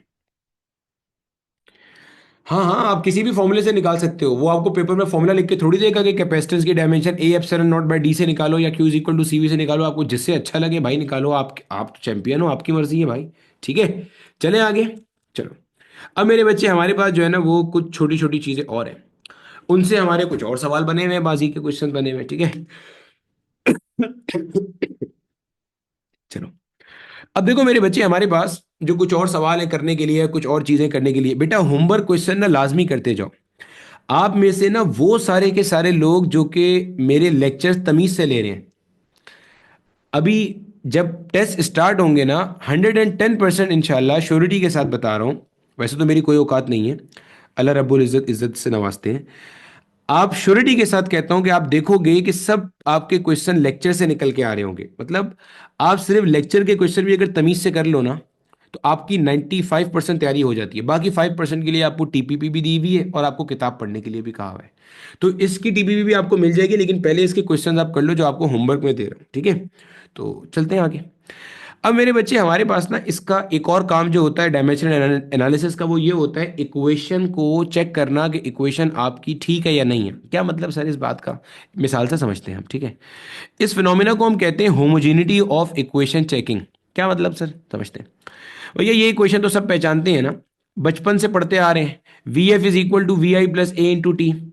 या जो इस शक्ल में नहीं पहचानते वो इस शक्ल में पहचानते हैं, v is equal to u plus a into t. ये तो सभी पहचानते होंगे। अब दोनों तरीकों से लिख दिया, जिस तरीकों से आपकी किताब में होती है, किसी भी बोर्ड की किताब में। ठीक है। अब मैं आपको बोलता हूं यार मुझे बताओ जरा, यूजिंग डायमेंशनल एनालिसिस चेक करो और मुझे बताओ कि क्या ये इक्वेशन डायमेंशनली करेक्ट है या नहीं है। ठीक है, ये इक्वेशन डायमेंशनली करेक्ट है या नहीं है। सही हो गया। अब देखो, अच्छा बेटे कोशिश किया करो जो आपकी लाइव क्लासेस है ना, वो लाइव क्लासेस पूरी लिया करो। बेटे नींद सबको आती है, आराम भी सबको ही प्यारा होता है। ठीक है, मुझे भी ज़ाहिर है नींद आती है, मैं भी थकता हूँ, मेरा भी रोज़ा है, बोल बोल के मेरा भी गला खुश्क होता है। लेकिन अब देख रहा हूँ मैं बच्चे माशाल्लाह से कम होते जा रहे हैं। हमने शुरू किया था उस वक्त से 60-70 बच्चे कम हो चुके हैं। देखो नुकसान आपका है। मैं तो डायमेंशन इस साल भी पढ़ा रहा हूँ, इस साल में शायद दूसरी बार तीसरी बार भी पढ़ाऊंगा, अगले साल फिर पढ़ाऊंगा। आपका नुकसान है। आप दुआ करो कि आपको अगले साल मुझसे डायमेंशन पढ़ने की नौबत ना पड़े। ठीक है, तो कोशिश करा करो कि अपना बैकलॉग जो है ना वो ऐसे जमा नहीं होने दो। अभी आप नींद के चक्कर में भाग जाओगे, फिर आधा लेक्चर पीछे रह जाएगा। जाहिर है मैं इसके अंदर होमवर्क भी तुन के दूंगा आपको। जब होमवर्क भी भर के दूंगा, तुन के होमवर्क दे दूंगा इसमें, तो आपका पहले आपको समझ में ये नहीं आएगा पहले बैकलॉग कवर करूं या होमवर्क पकड़ूं। फिर आप नतीजे में कुछ भी नहीं कर रहे होगे। सेकेंड ईयर का ग्रैंड टेस्ट अलग सर पे अजाब बना हुआ है आपके। ठीक है, तो कोशिश करो कि बैकलॉग को अवॉइड अवॉइड करो। तो जो जिस स्टेज पे लाइव क्लास लेना शुरू करता है वो उस स्टेज पे लाइव क्लास शुरू कर दे। भाई एक चैप्टर निकल गया छोड़ दो, वो चैप्टर दोबारा कवर करा देंगे हम आपका। ऑनलाइन बैचेज में क्या होता है, दोबारा बार बार आता रहता है ना। अभी बैच बनने वालों से पूछो, हीट एंड थर्मोडायनेमिक दोबारा आया था उनका, आप सबका दोबारा आएगा बार बार, क्योंकि नए बैचेज शुरू होते रहेंगे, उनको टॉपिक पढ़ाते रहेंगे हम। तो पुराने वाले जो बच्चे हैं उनको हम वो लिंक शेयर करते हैं ताकि वो अपने रिवीजन कर सकें। तो आप कोशिश करो कि जो अगर एक चैप्टर निकल गया कोई बात नहीं, दूसरे चैप्टर से आप लाइव क्लास शुरू कर दो। अब दूसरे चैप्टर से लाइव क्लास नहीं छोड़ना, दूसरा निकल गया कोई बात नहीं, तीसरे से शुरू कर दो। नुकसान आपका हो रहा है, जितने पीछे आपके चैप्टर जमा होते जा रहे हैं वो उतना आपके बाद में कवर करने पड़ेंगे। जो पहले कवर करके बैठा होगा वो उस टाइम पे प्रैक्टिस कर रहा होगा, वो आपसे आगे निकल रहा होगा। ठीक है, अब देखो मैंने इस इक्वेशन को चेक करना है, इसकी होमोजेनिटी चेक करनी है कि भैया ये इक्वेशन ठीक है या नहीं है। कैसे करेंगे भाई, पहले इसकी लेफ्ट हैंड साइड उठा ले। लेफ्ट हैंड साइड पे देख क्या लिखा हुआ है, वी एफ लिखा हुआ है। वी एफ क्या है, फाइनल वेलोसिटी है। वेलोसिटी की डायमेंशन अभी थोड़ी देर पहले निकाली थी, एल टी पावर -1, वरना आप निकाल के देख लो, डिस्प्लेसमेंट अपॉन टाइम होती है। ठीक है, अब आ जाओ इसकी राइट हैंड साइड पे। राइट हैंड साइड पे देखो इसमें क्या लिखा हुआ है, इसमें राइट हैंड साइड पे लिखा हुआ है वी आई प्लस का ए इंटू टी। ठीक है, अब देखो इसकी ना डायमेंशन पुट करते हैं हम। वी आई की डायमेंशन भाई इनिशियल वेलोसिटी है। वेलोसिटी चाहे इनिशियल हो, फाइनल हो, एवरेज हो, कुछ भी हो, डायमेंशन वेलोसिटी वाली रहेगी, एल टी पावर -1, क्योंकि यूनिट तो मीटर पर सेकंड ही होगा ना। मतलब वेलोसिटी कोई भी होती रहे, यूनिट क्या होगा, मीटर पर सेकंड। ठीक है सर, एक्सेलरेशन की डायमेंशन क्या है भाई, एल टी पावर -2। ये सब पहले मैं निकाल चुका हूं इसलिए आपको डायरेक्ट बता रहा हूं। और टाइम की डायमेंशन क्या है भाई साहब, टी है। ठीक है सर, आगे सॉल्व करते हैं जरा।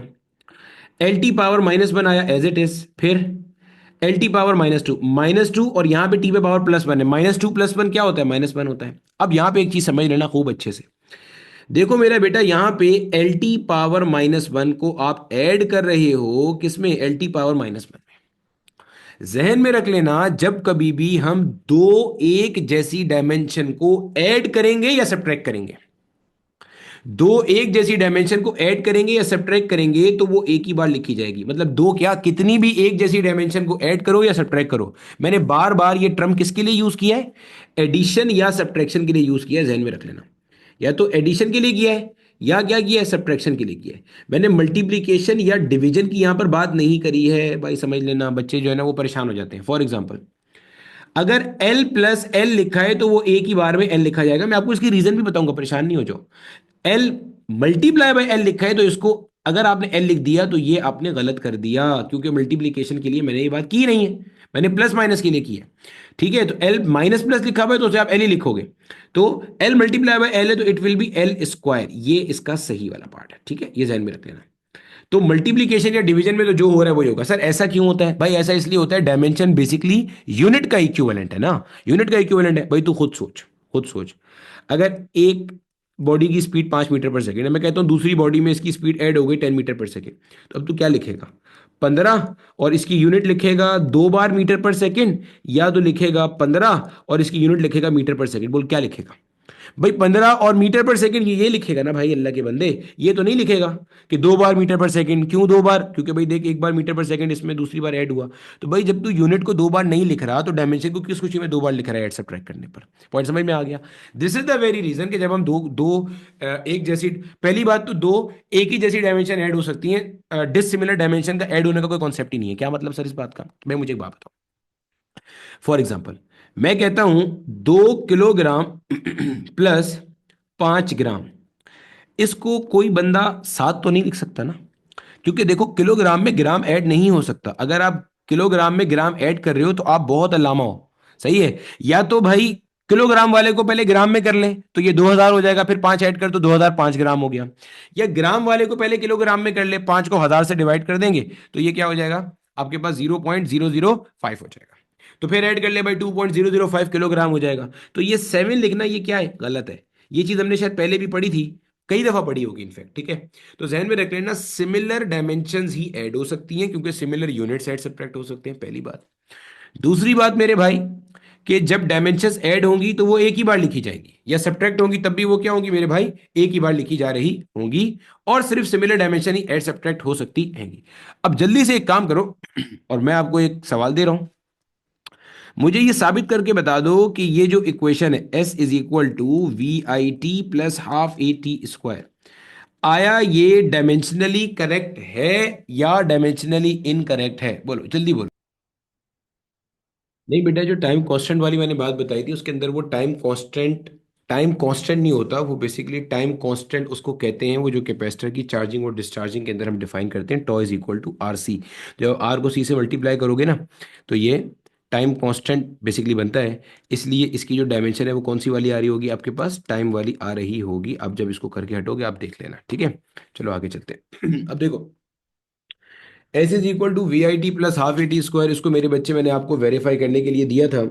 अब आपने यकीनन इसको वेरीफाई कर लिया होगा अपने पास ना। तो समझ लेते हैं भाई जल्दी से कि वेरीफाई हो रहा है नहीं हो रहा। वैसे तो बता दिया सबने मुझे। इसकी जैसे मेरे बच्चे, हमारे पास जो लेफ्ट हैंड साइड है वो अपने पास क्या है, वो अपने पास S है, और S डिस्टेंस है या डिस्प्लेसमेंट है, यूनिट मीटर होती है, तो डायमेंशन L बन जाएगी। जो राइट हैंड साइड है मेरे बच्चे हमारे पास, इसके अंदर वो क्या है, VIT + ½ AT² है। ऐसे ही है ना, VIT प्लस का ½ AT²। ठीक है भाई, डायमेंशन निकाल लो जल्दी से। VI यहाँ पे क्या आ गया आपके पास मेरे बच्चे, VI की डायमेंशन हो गई LT⁻⁻1, टी की डायमेंशन क्या हो गई, टी हो गई। हाफ की कोई डायमेंशन नहीं तो 1, ए की डायमेंशन LT⁻⁻2, और टी स्क्वायर मेरे बच्चे, इसकी डायमेंशन टी और ऊपर स्क्वायर आ गया। ठीक है जनाब। अच्छा एक चीज और ध्यान में रखना, आपके पास ना कुछ चीजें होती हैं जिनको आप कहते हो डायमेंशनल वेरिएबल, कुछ आपके डायमेंशनल कांस्टेंट्स होते हैं। सिमिलरली कुछ आपके डायमेंशन लेस वेरिएबल होते हैं, कुछ आपके डायमेंशन लेस कांस्टेंट होते हैं। मिसाल के तौर पे स्निपेट भी लाया, तुम फेडरल बोर्ड का स्निपेट भी है, वो यहाँ चिपका देता हूँ अभी। जैसे पाई है, पाई एक नंबर है, इसकी कोई डायमेंशन नहीं है, तो ये मेरा बेटा आपके पास कहलाएगा डायमेंशन लेस कांस्टेंट। कांस्टेंट क्यों? क्योंकि भाई पाई का वैल्यू तो पाई रहेगा, चेंज तो नहीं हो जाएगा। सिमिलरली मेरा बेटा आपके पास जैसे कोफिशिएंट ऑफ फ्रिक्शन है, अब ये डायमेंशन लेस वेरिएबल है, मतलब इसकी डायमेंशन नहीं है, लेकिन म्यू का वैल्यू फिक्स थोड़ी होता है, surface to surface, texture to texture ये वेरी करता जाता है। सिमिलरली एप्सिलॉन नॉट जो एब्सोल्यूट परमिटिविटी है वो डायमेंशनलेस कांस्टेंट के तौर पे आपके पास आएगा, सॉरी वो डायमेंशनल कांस्टेंट के तौर पे आएगा, क्योंकि उसकी क्या है अपने पास डायमेंशन है ना, तो ये डायमेंशनल कांस्टेंट बनेगा। जैसे आपने अभी कैपिटल जी का वैल्यू पढ़ा, अक्सर बच्चों को ये लगता है कि कांस्टेंट्स की डायमेंशन नहीं होती है, गलत लगता है। अभी हमने थोड़ी देर पहले कैपिटल जी की डायमेंशन नहीं निकाली थी क्या? तो कैपिटल जी ये क्या है, ये डायमेंशनल कांस्टेंट है, मतलब इनकी डायमेंशन है बट दे आर कांस्टेंट, क्योंकि वैल्यू चेंज नहीं होती ना इनकी। सही है। सिमिलरली के है तो वो डायमेंशनल कांस्टेंट है, जब तक एयर मौजूद है के का वैल्यू 9 × 10⁻⁹ न्यूटन मीटर स्क्वायर पर कूलम स्क्वायर होता है। अब इसी तरह आपके पास डायमेंशनल वेरिएबल होता है, जैसे फोर्स है। अब ये आपके पास क्या है मेरे बच्चे, डायमेंशनल वेरिएबल है, क्योंकि फोर्स की डायमेंशन भी है और अल्टीमेटली ये क्या है, वेरी भी करता जा रहा है। इसकी फर्दर स्टडी के लिए मैं इसका एक स्निपेट भी आपको यहाँ पे डिफाइन कर दूं, ताकि इसको आप बाद में तसल्ली से पढ़ते रहो बैठ के। ठीक है, ये मेरा बेटा हमने छापा है, कहाँ से छापा है ये हमने छापा है इसको यहाँ से, फेडरल बोर्ड की किताब से, पेज नंबर 26 से छापा है इसको। चलो फिर वापस चलते हैं आगे, जो हम बातचीत कर रहे थे उसी पे आगे चलते हैं। ठीक है, इसको आप पढ़ते रहना बैठ के। अच्छा जी, अब मेरा बेटा हमारे पास जो हमारा कॉन्सेप्ट था जिसके ऊपर मैं बातचीत कर रहा था, या जो मैं आपको समझाने की कोशिश कर रहा था, हम इस इक्वेशन की जो राइट हैंड साइड थी ना उसको चेक कर रहे थे। ठीक है, अब आप जब देखोगे तो मेरे बेटे ये क्या बनता है, यहाँ पे ये बनता है t⁻−1 और t⁻+1, तो t⁻0 हो गया यहाँ पे ये। ठीक है, प्लस t⁻−2 और t⁻+2, ये भी t⁻0 हो गया। t⁻0 का मतलब क्या होता है, 1 होता है, तो ये लिखा हुआ है l+l, और सेम डायमेंशन ऐड होती हैं और एक ही बार लिखी जाती है, तो इसका आंसर क्या आ गया अपने पास उठ करके, एल इसका आंसर आ रहा है गा, जो कि हमें समझ में भी आ जाता है। तो गोया कि ये आपकी इक्वेशन क्या है, वेरीफाइड है। ठीक है, अब मेरे बच्चे इसके अंदर से एक और सवाल जो आपका माजी में पूछा गया है वो भी मैं लेकर आ जाऊं, जरा सवाल 2 मिनट दो। चलो, जो सवाल ये आपसे माजी में मजीद पूछा गया इससे, चलिए देखो, ये मेरा बेटा आपके सामने एक क्वेश्चन है। क्या कहता है क्वेश्चन? क्वेश्चन ये कहता है the velocity of a particle depends upon the time t according to the given equation. सही है, इक्वेशन गिवन है। क्या इक्वेशन गिवन है भाईजान, यहां लिख दी मैंने, v is equal to a plus का बी टी प्लस का सी अपॉन डी प्लस का टी। ठीक है, ये रहा, ये क्वेश्चन में write down the dimensions of a b c and d. अच्छा, इस सवाल को करने से पहले मैं आपको एक सवाल और करा देता हूं। मैं कहता हूं यार कि मिसाल के तौर पे एक क्वेश्चन पहले हम और कर लेते हैं। ठीक है, इस सवाल पे मैं थोड़ी देर में आते हैं, पहले एक क्वेश्चन और कर ले ताकि आपको ना थोड़ा सा कॉन्सेप्ट पहले क्लियर हो जाए इस सवाल में से पहले। मैं कहता हूं यार, मिसाल के तौर पे किसी बॉडी की जो वेलोसिटी की इक्वेशन है ना, that is given by x+y_t, ये इक्वेशन है। आपको बोल रहा हूं कि यार आप एक काम करो, मुझे x की डायमेंशन निकाल के बता दो और y की डायमेंशन निकाल के बता दो। ठीक है, अब उस सवाल को ऊपर वाले को फिलहाल आप भाड़ में डाल दो, इस सवाल को देखो जो अभी मैं आपको करा रहा हूं। ठीक है, मैंने अपनी तरफ से एक सवाल चिपका दिया, मैंने कहा भाई एक कोई किसी बॉडी की वेलोसिटी है, उसकी जो वो है इक्वेशन है, that is v is equal to x+y_t, कोई भी इक्वेशन बना दी ऐसी उठा के। मैंने कहा मुझे एक्स वाई की डायमेंशन बताओ। अब देखो आपने इसको एनालाइज कैसे करना है, ये देखो, आप देखो v is equal to x+y_t लिखा हुआ है। अब जो बात मैं बोल रहा हूं ना वो बात आपकी रूह तक में उतरनी चाहिए। ये देखो, मैं कह रहा हूं ये जो x है ना, इस x की वही डायमेंशन होगी जो वेलोसिटी की डायमेंशन है। सही है, फिर सुनो, ये जो y और t का प्रोडक्ट है इसकी वही डायमेंशन होगी जो v की डायमेंशन है। सर कैसे पता चल रही है आपको ये वाली बात? भाई मुझे ऐसे पता चल रही है कि बीच में ये क्या साइन आ रहा है, एडिशन का साइन आ रहा है ना, एडिशन का साइन आ रहा है। देखो आहिस्ता आहिस्ता बताता हूं कैसे पता चल रही है, एडिशन, एडिशन से पता चल रही है।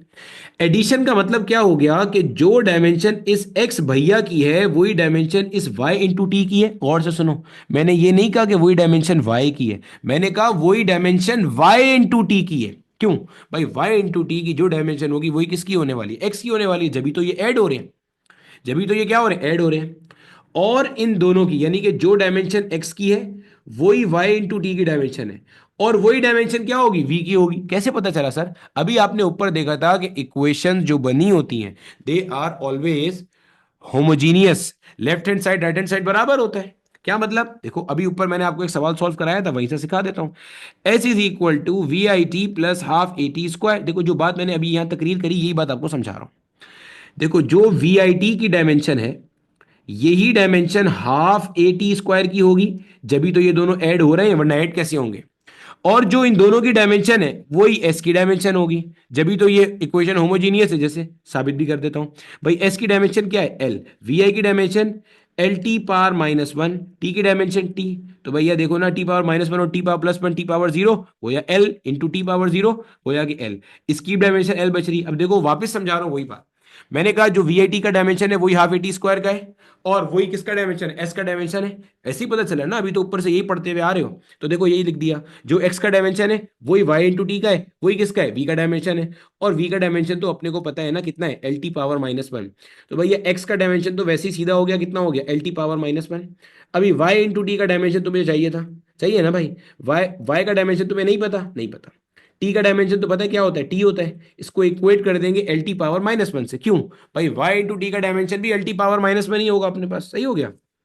अच्छा, अब y का डायमेंशन चाहिए, ये t यहाँ पे क्या हो रहा है, मल्टीप्लाई, वहां जाके क्या होगा, डिवाइड, यानी कि y will be equal to L T power -1 upon में क्या आ जाएगा, आउट करके t आ जाएगा।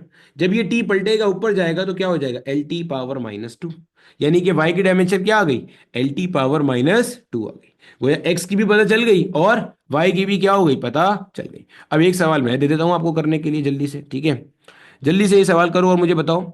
मान लो अगर मेरे पास कोई एक बॉडी है, और से सुनना, अगर मेरे पास कोई एक बॉडी है, उसकी जो एक्सेलरेशन है, दैट इज, ये एक्सेलरेशन है, ए stands for acceleration over here, ठीक है, एक्सेलरेशन। और एक्सेलरेशन की डायमेंशन क्या होती है, एल टी पावर -2। इसकी एक्सेलरेशन की इक्वेशन दी हुई है एक्स प्लस का वाई इंटू टी प्लस का जेड इंटू टी क्यूब। अब आपने करना क्या है, जल्दी से एक काम ये करो, यहाँ पे जल्दी से एक काम ये करोगे आप, काम ये करोगे मेरे बच्चे कि आप एक्स वाई और जेड, आप तीनों की डायमेंशन निकाल के बताओगे। ये मैंने अपनी तरफ से सवाल खुद ही बैठे बैठे बनाया है, ठीक है। आप क्या करो, एक्स वाई जेड तीनों की डायमेंशन मुझे कैलकुलेट कर करके बता दो जल्दी से, चलो। अब देखो बच्चे, इसको आपने किस तरह से करना है, देखो सबसे पहली बात जो आपको समझ में आनी चाहिए ना इस सवाल में, वो ये है, A is equal to X plus का वाई टी प्लस का जेड टी क्यूब। अब जो मैं बोल रहा हूँ ये कितने लोगों को ये बात समझ में आ रही है, मैं ये कह रहा हूँ बेटा, एक्स की जो डायमेंशन है वही डायमेंशन वाई इंटू टी की है, वही डायमेंशन अपने पास जेड इंटू टी क्यूब की है, और ये सारी डायमेंशन एक्सेलरेशन की डायमेंशन के बराबर है, जो कि एल टी पावर -2 होती है। बोलो कितने लोगों को ये बात हजम हो जाती है, कोई रट्टा तो नहीं मारा ना, समझा दी बात, समझ आती है सबको क्या ये बात, बोलो भैया समझ आती है, आसान बातें कर रहा हूँ, कोई मुश्किल बात तो नहीं कर दी अचानक से, ठीक है चलो। अब देखो, x की डायमेंशन तो सीधी हो गई अपने पास एल टी पावर -2। आप यहां बोलोगे y इंटू टी का जो डायमेंशन है ये एल टी पावर -2 के बराबर है, t को वहां भेज के आप क्या कर देंगे, डिवाइड कर देंगे। तो L T power -2 whole divided by क्या आ जाएगा, t आ जाएगा। जब ये ऊपर आएगा तो क्या बन जाएगा, एल टी की पावर -3। वेरी गुड, हो गया। अब देखो, z into T cube L T power -2 के बराबर था। अब डायमेंशन क्या बनेगी, z मल्टीप्लाई बाय टी की पावर 3, साथ में आ गया एल टी पावर -2। अब t को वहां बेच के डिवाइड करोगे, फिर आप ऊपर लाओगे, जब ऊपर लाओगे तो टी पावर -3 आएगा, टी पावर -2 पहले से है, तो मिला के क्या हो गया, टी की पावर माइनस का 5 हो गया, ठीक है। तो ये आपने ए की भी एक्स की भी निकाल दी, वाई की भी निकाल दी और जेड की भी निकाल दी। अब देखो, अब ये सवाल करना आपके लिए इंशाल्लाह कितना आसान हो जाएगा, कोई टेंशन ही नहीं होगी, देखो समझो। अब आप सवाल को देखो, सवाल आपके सामने मेंशन हुआ हुआ है, ठीक है। अब हमारे पास खिजर मेटा प्रूव आप खुद कर सकते हो, उसमें क्या मसला है। अब ये देखो, आप ये सवाल था आपके पास जो आपके पास पेपर का क्वेश्चन था, क्या कहता है, the velocity v of a particle depends on time t according to the given equation v is equal to a plus b t plus c upon d plus t, write down the dimension of a b c and d। अब देखो वही वाली बात मैं फिर बता रहा हूं, देखो जो a का डायमेंशन है वो b इंटू टी के बराबर होगा, और वो c upon d plus T के बराबर होगा, पहली बात। दूसरी बात, ये सारी डायमेंशन बराबर होंगी v के, और v क्या है अपने पास, एल टी की पावर -1 है। वेरी गुड, हो गया, ये भी जबरदस्त हमें समझ में आ गया। तो देखो भैया, यहां से a का डायमेंशन तो बिल्कुल स्ट्रेट हो गया, a का डायमेंशन क्या है, एल टी पावर -1, कोई मुश्किल चीज ही नहीं रही। b इंटू टी का डायमेंशन भी क्या है, L T power -1, yes sir समझ आ गया। अब देखो, t का डायमेंशन तो कैपिटल T हो गया, यहां आ गया आपके पास एल टी पावर -1, t को वहां भेज के अगर मैं डिवाइड कर देता हूं तो b will be equal to L T की पावर -2। भाई t डिवाइड हो गया तो +1 हुआ, नीचे से ऊपर जाएगा तो -1, तो t -1 कितना हो गया, t की पावर -2, ये हो गया। अब आपको पता चल गया साथ में कि जनाब c divided by d plus T, c divided by d plus T, ये किसके बराबर है, एल टी पावर -1 के बराबर है। सही हो गया। अब क्या करेंगे जनाब, अब देखो, समझो समझो समझो समझो। अब आप यहां पे देखो, यहीं पे मैं एक और चीज आपको बता रहा हूं, गौर से सुनना। ये जो डिनोमिनेटर लिखा हुआ है ना, इस डिनोमिनेटर को आप गौर से देखो, इस डिनोमिनेटर को देखो। ये डिनोमिनेटर में लिखा हुआ है डी प्लस टी, ऐसे ही लिखा हुआ है ना, क्या लिखा हुआ है, डी प्लस टी। अभी जो डी है इसकी तो डायमेंशन आपको नहीं पता, इसकी तो डायमेंशन आपने मालूम करनी है। लेकिन ये टी तो आपको पता है क्या है, टी क्या चीज है, टी टाइम है।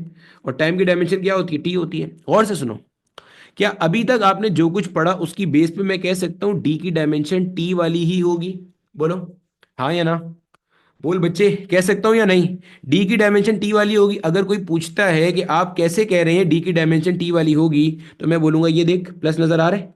और मैंने ऊपर क्या बोला था, मैंने कहा था प्लस या माइनस सेम डायमेंशन के बीच में ही आ सकता है, और तो नहीं आ सकता। तो इसका मतलब डी की डायमेंशन भी आपके पास सीधी हो गई। डी की डायमेंशन अपने पास कितनी हो गई भाई साहब, टी हो गई अपने पास, ठीक है। अब उठा के इसको यहाँ फेंक दो उठा के। अब क्या करना है, सी की डायमेंशन तो क्या हुआ, एल टी पावर -1, साथ में आ गया डी प्लस टी, तो ये हो गया आपके पास टी प्लस टी। अब कोई बेवकूफ इसको टी प्लस टी को टू टी नहीं लिखेगा, ये गलत हो जाएगा। टू टी लिखोगे तो ये क्या होगा भाई, ये गलत हो जाएगा। क्यों? क्योंकि सेम डायमेंशन ऐड होती है और एक ही बार लिखी जाती हैं, ठीक है। तो क्या होगा, ये टी लिखा जाएगा। यानी कि आप सिंप्लीफाई करोगे तो C will be equal to L T power -1, और टी -1 + 1 कितना होता है मेरे बच्चे टी और जीरो हो जाएगा। यानी कि एल इंटू टी की पावर जीरो, यानी कि एल। तो देख लो भाई, आपके पास मैंने सबकी डायमेंशन जो है वो क्या कर दी, यहाँ पे कैलकुलेट कर करके आपको दिखा दी। ए का dimension L T power -1, b का dimension L T power -2, c हो गया एल, और टी आपके पास क्या हो गया, टी हो गया। बोलो यहां तक समझ में आता है? ठीक है। एक सवाल आपको होमवर्क में भी दे देते हैं। होमवर्क का क्वेश्चन अपने पास क्या है, मान लो आपको कहता है कि जनाबे वाला, हमारे पास फोर्स किसी बॉडी पे एक्ट कर रही है और उसकी इक्वेशन है ए इंटू टी प्लस का, मिसाल के तौर पे आपको कहा जाता है बी इंटू वी प्लस का सी इंटू ए, सी इंटू ए, अच्छा ये वाला ए जो है ना ये एक्सेलरेशन का है, प्लस का डी। देखो भाई समझ लो, अच्छा इसको इसको यहाँ से ना एक्स कर देता हूँ ताकि आप कंफ्यूज ना हो जाओ, ठीक है। ये देखो, अब आपने इसमें डायमेंशन जो कैलकुलेट करनी है ना मेरे बच्चे, वो किस किस की करनी है, एक्स की करनी है, बी की करनी है, सी की करनी है, और डी की करनी है। ये देखो, ये जो टी लिखा है ना, इस टी से मुराद आपने क्या लेना है, टाइम लेना है तसल्ली से। वी से मुराद क्या लेना है भाई साहब, वेलोसिटी लेना है। ए से क्या मुराद लोगे आप, एक्सेलरेशन लोगे। एफ से क्या मुराद लोगे आप, फोर्स लोगे। तो मुझे पहले तो ये बता दो कि आप एक्स, बी, सी और डी, इन तीनों की, इन चारों की सॉरी डायमेंशन कैलकुलेट कर लोगे, कोई दुश्वारी तो नहीं होगी, हो जाएगा। एक्स इंटू टी की जो डायमेंशन होगी वही बी इंटू वी की होगी, ठीक है। वही सी इंटू ए की होगी, वही डी की होगी, भाई सिंपल हो गया। और वो सब एफ के बराबर होगा, एफ क्या, एम एल टी -2। खिजर बेटे लेक्चर आप दोबारा देखिएगा, ठीक है। कम से कम 5 दफा रिपीट टेलीकास्ट पे लगा के लेक्चर्स आप देखेंगे तो आपको समझ में आएगा ये चीज, ठीक है। कम से कम 5-6 दफा देखो आप लेक्चर को, अगेन देखो, ठीक है।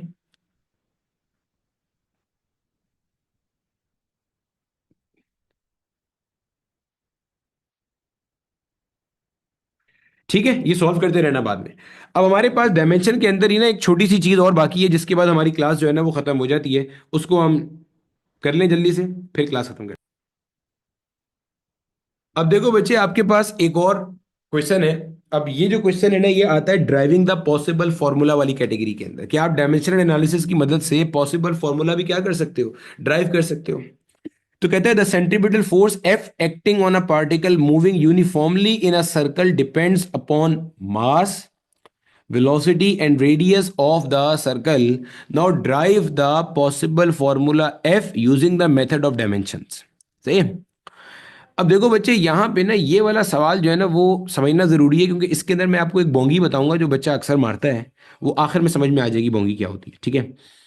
अब देखो यहाँ पे आपने क्या किया, आपने देखो सवाल पढ़ा, क्या लिखा है, centripetal force F acting on a particle moving uniformly in a circle may depend upon. तो आपने कहा भाई डिपेंड करता है, गोया के प्रोपोर्शनल है, किस किस पे, मास, और ऊपर आपने लिख दिया to the power X, velocity to the power Y, और radius to the power Z. Sir पहले तो ये बता दें, ये एक्स वाई जेड क्यों लिखा भाई, एक बात बता। कूलम्स लॉ पढ़ा है? यस सर पढ़ा है। क्या formula? F is equal to K Q one Q two upon R square. अभी वो तो एक्सपेरिमेंटली वेरीफाइड फॉर्मूला है ना, तुम्हें पता है आर के ऊपर स्क्वायर आएगा, आर डिनोमिनेटर में आएगा। लेकिन अगर तुम कोई अननोन फॉर्मूला पढ़ने जा रहे हो जो तुम्हें नहीं पता, भाई तुम्हें नहीं पता एक फॉर्मूला, जैसे अब इस सवाल को देख के क्या पता चल रहा है? कुछ भी पता नहीं चल रहा। सवाल में कहा हुआ है कि भाई कोई फोर्स है जो कि एक्ट करती है किसी पार्टिकल पे जो कि सर्कल में मूव कर रहा है, वो डिपेंड करती है किसके ऊपर डिपेंड करती है भाई? It may depend on mass. Mass पे डिपेंड करती है। अब मुझे क्या पता मास की कौन सी पावर पे डिपेंड कर रही है? मास की पावर 2 है, 3 है, 4 है, पावर 5 है, -2 है, मुझे नहीं पता। फिर वेलोसिटी पे करती है, नहीं पता। मतलब कितनी पावर पे करती है, नहीं पता। रेडियस पे क्या पावर है, कुछ नहीं पता। तो मैंने लिख दिया F directly proportional to M power x v power y r power z. Derive the possible formula. अब हमें इसके पॉसिबल फॉर्मूले को ड्राइव करना है। चलते हैं आगे, देखो। अब मेरे बच्चे क्या करेंगे या किस तरह से करेंगे? देखो यहां पे, आप यहां पे क्या करोगे?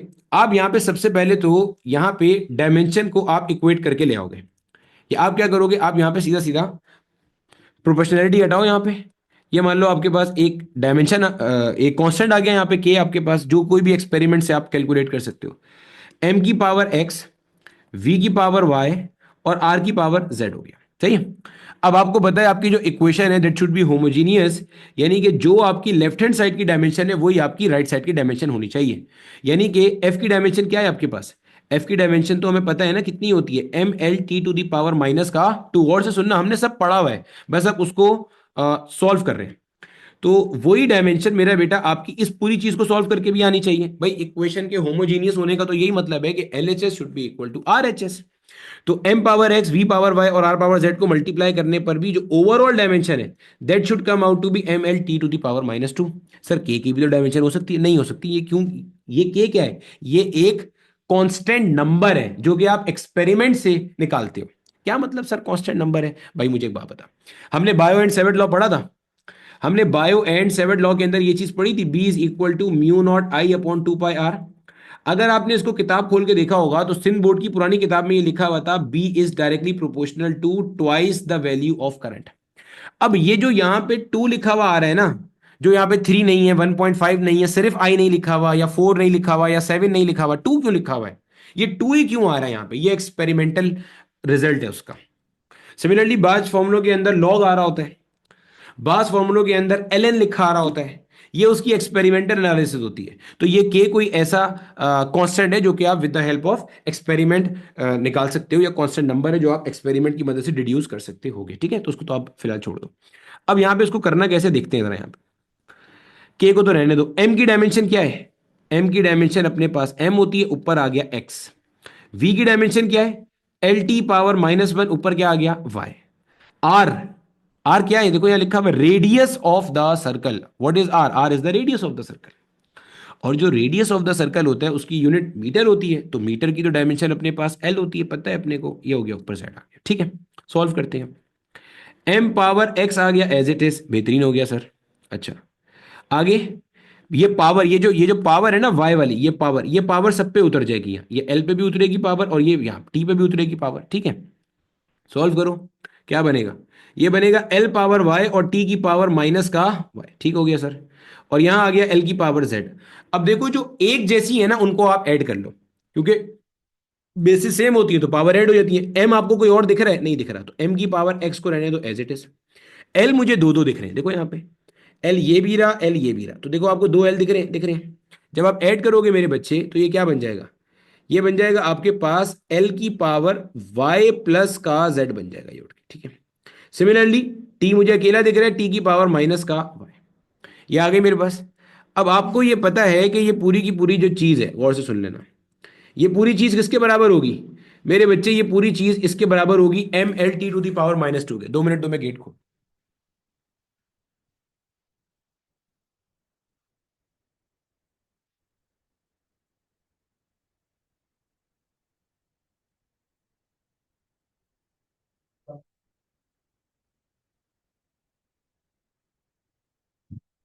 अब देखो, ये मेरा बेटा हमारे पास ये पूरा का पूरा किसके बराबर होगा? एम एल टी पावर -2 के बराबर होगा। ठीक है, अब जब आप इसको इक्वेट करोगे ना, यहां देखो एम की पावर क्या है? 1, एल पे पावर क्या है? 1।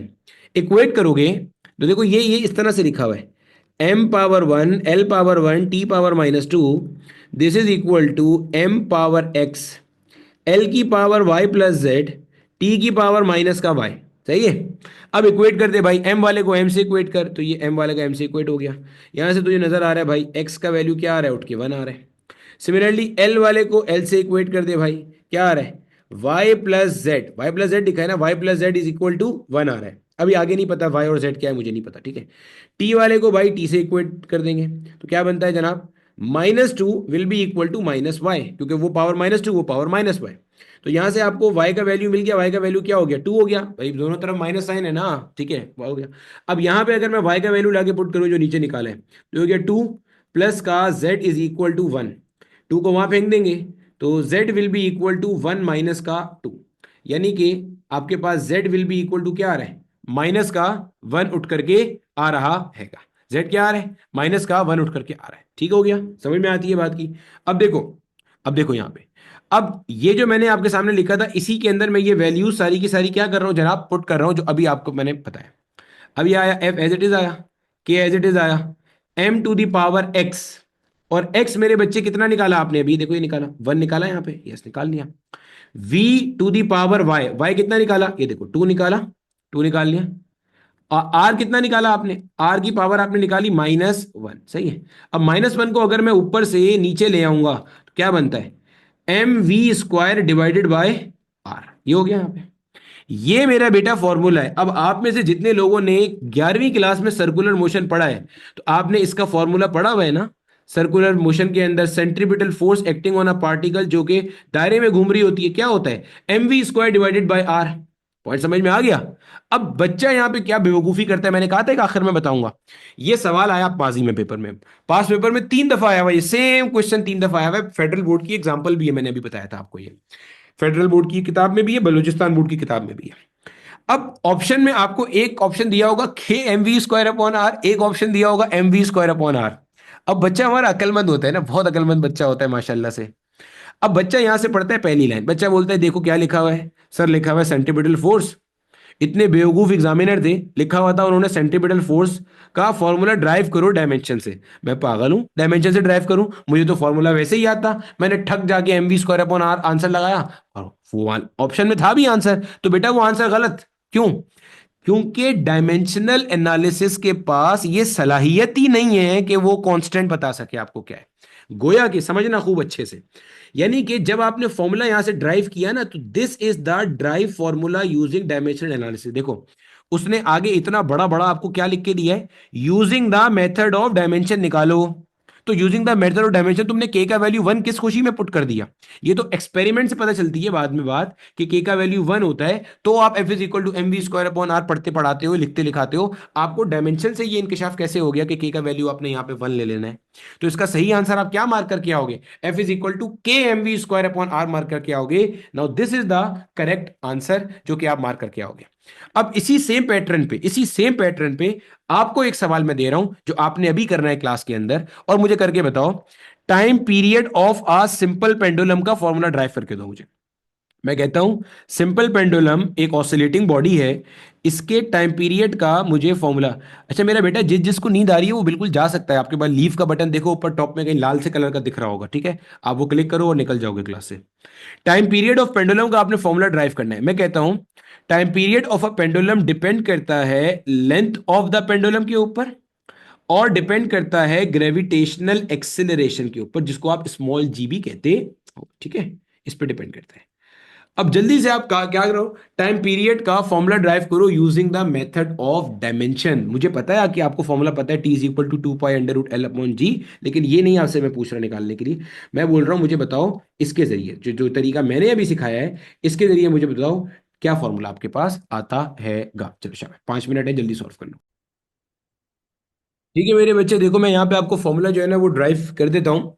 टाइम पीरियड ऑफ पेंडुलम का क्या फॉर्मूला था, आपको इसने कहा टाइम पीरियड डिपेंड करता है किसके ऊपर, लेंथ ऑफ द पेंडुलम के ऊपर और gravitational acceleration of the pendulum के ऊपर।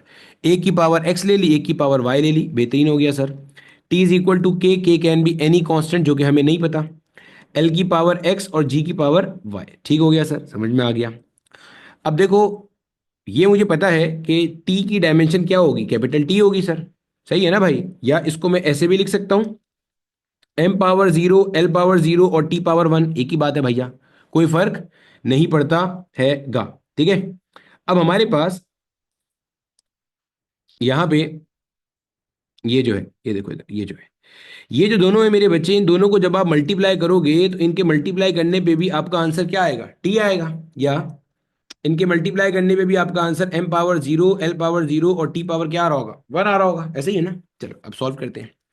अब देखो आपके पास मेरे बच्चे यहाँ पे जो लिखा हुआ है एल की पावर एक्स, तो एल की डायमेंशन तो एल ही होती है, ऊपर एक्स आ गया। जी क्या है, ग्रेविटेशनल एक्सेलरेशन, ग्रेविटेशनल एक्सेलरेशन की dimension L T power minus two, ऊपर वाई आ गया। सिंप्लीफाई करेंगे तो L power X multiply by L power Y, क्योंकि वाई दोनों पे उतर जाएगा, और टी पावर माइनस का टू वाई। सही हो गया, सही हो गया। सॉल्व कर लो भाई। यहाँ पे एल यहाँ पे कॉमन आ रहा है, कॉमन कर मतलब कॉमन से मुराद ये है कि एल दो जगह पे आ रहा है तो बेसिस सेम है, पावर जेड हो गई तो एक्स प्लस वाई हो गया, मल्टीप्लाई बाय टी की पावर में क्या आ गया, माइनस का टू है। सही हो गया। अब इसको आप इक्वेट कर दोगे किससे, M power zero, L power zero, T power one से।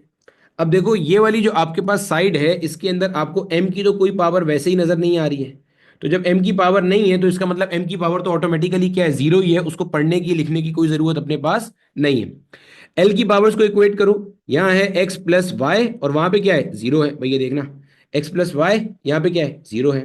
अब टी की पावर को इक्वेट करो, ये क्या है, माइनस का टू वाई और ये क्या है, प्लस का वन, तो माइनस का two Y is equal to one. सही हो गया। यानी कि y will be equal to minus के टू को वहां भेज के आप डिवाइड कर दो, तो y क्या आता है आपके पास, माइनस का हाफ आ जाएगा। अब ये जो y का वैल्यू है इसको लाके यहाँ पुट कर दे भाई, x plus Y is equal to zero में, तो पुट करेंगे x प्लस वाई की जगह पे क्या आ गया, माइनस का half is equal to zero. Solve कर लेंगे, x माइनस का half is equal to zero, minus का हाफ वहां चला जाएगा तो x will be equal to plus का हाफ। सही हो गया। अब मेरे बच्चे जब इसको यहाँ पे लाके आप पुट करोगे तो t is equal to K, L के ऊपर क्या आएगा, plus half, power plus half आ गई, और जी पे क्या आएगा, माइनस हाफ। वाई कितना था भाई, माइनस हाफ था।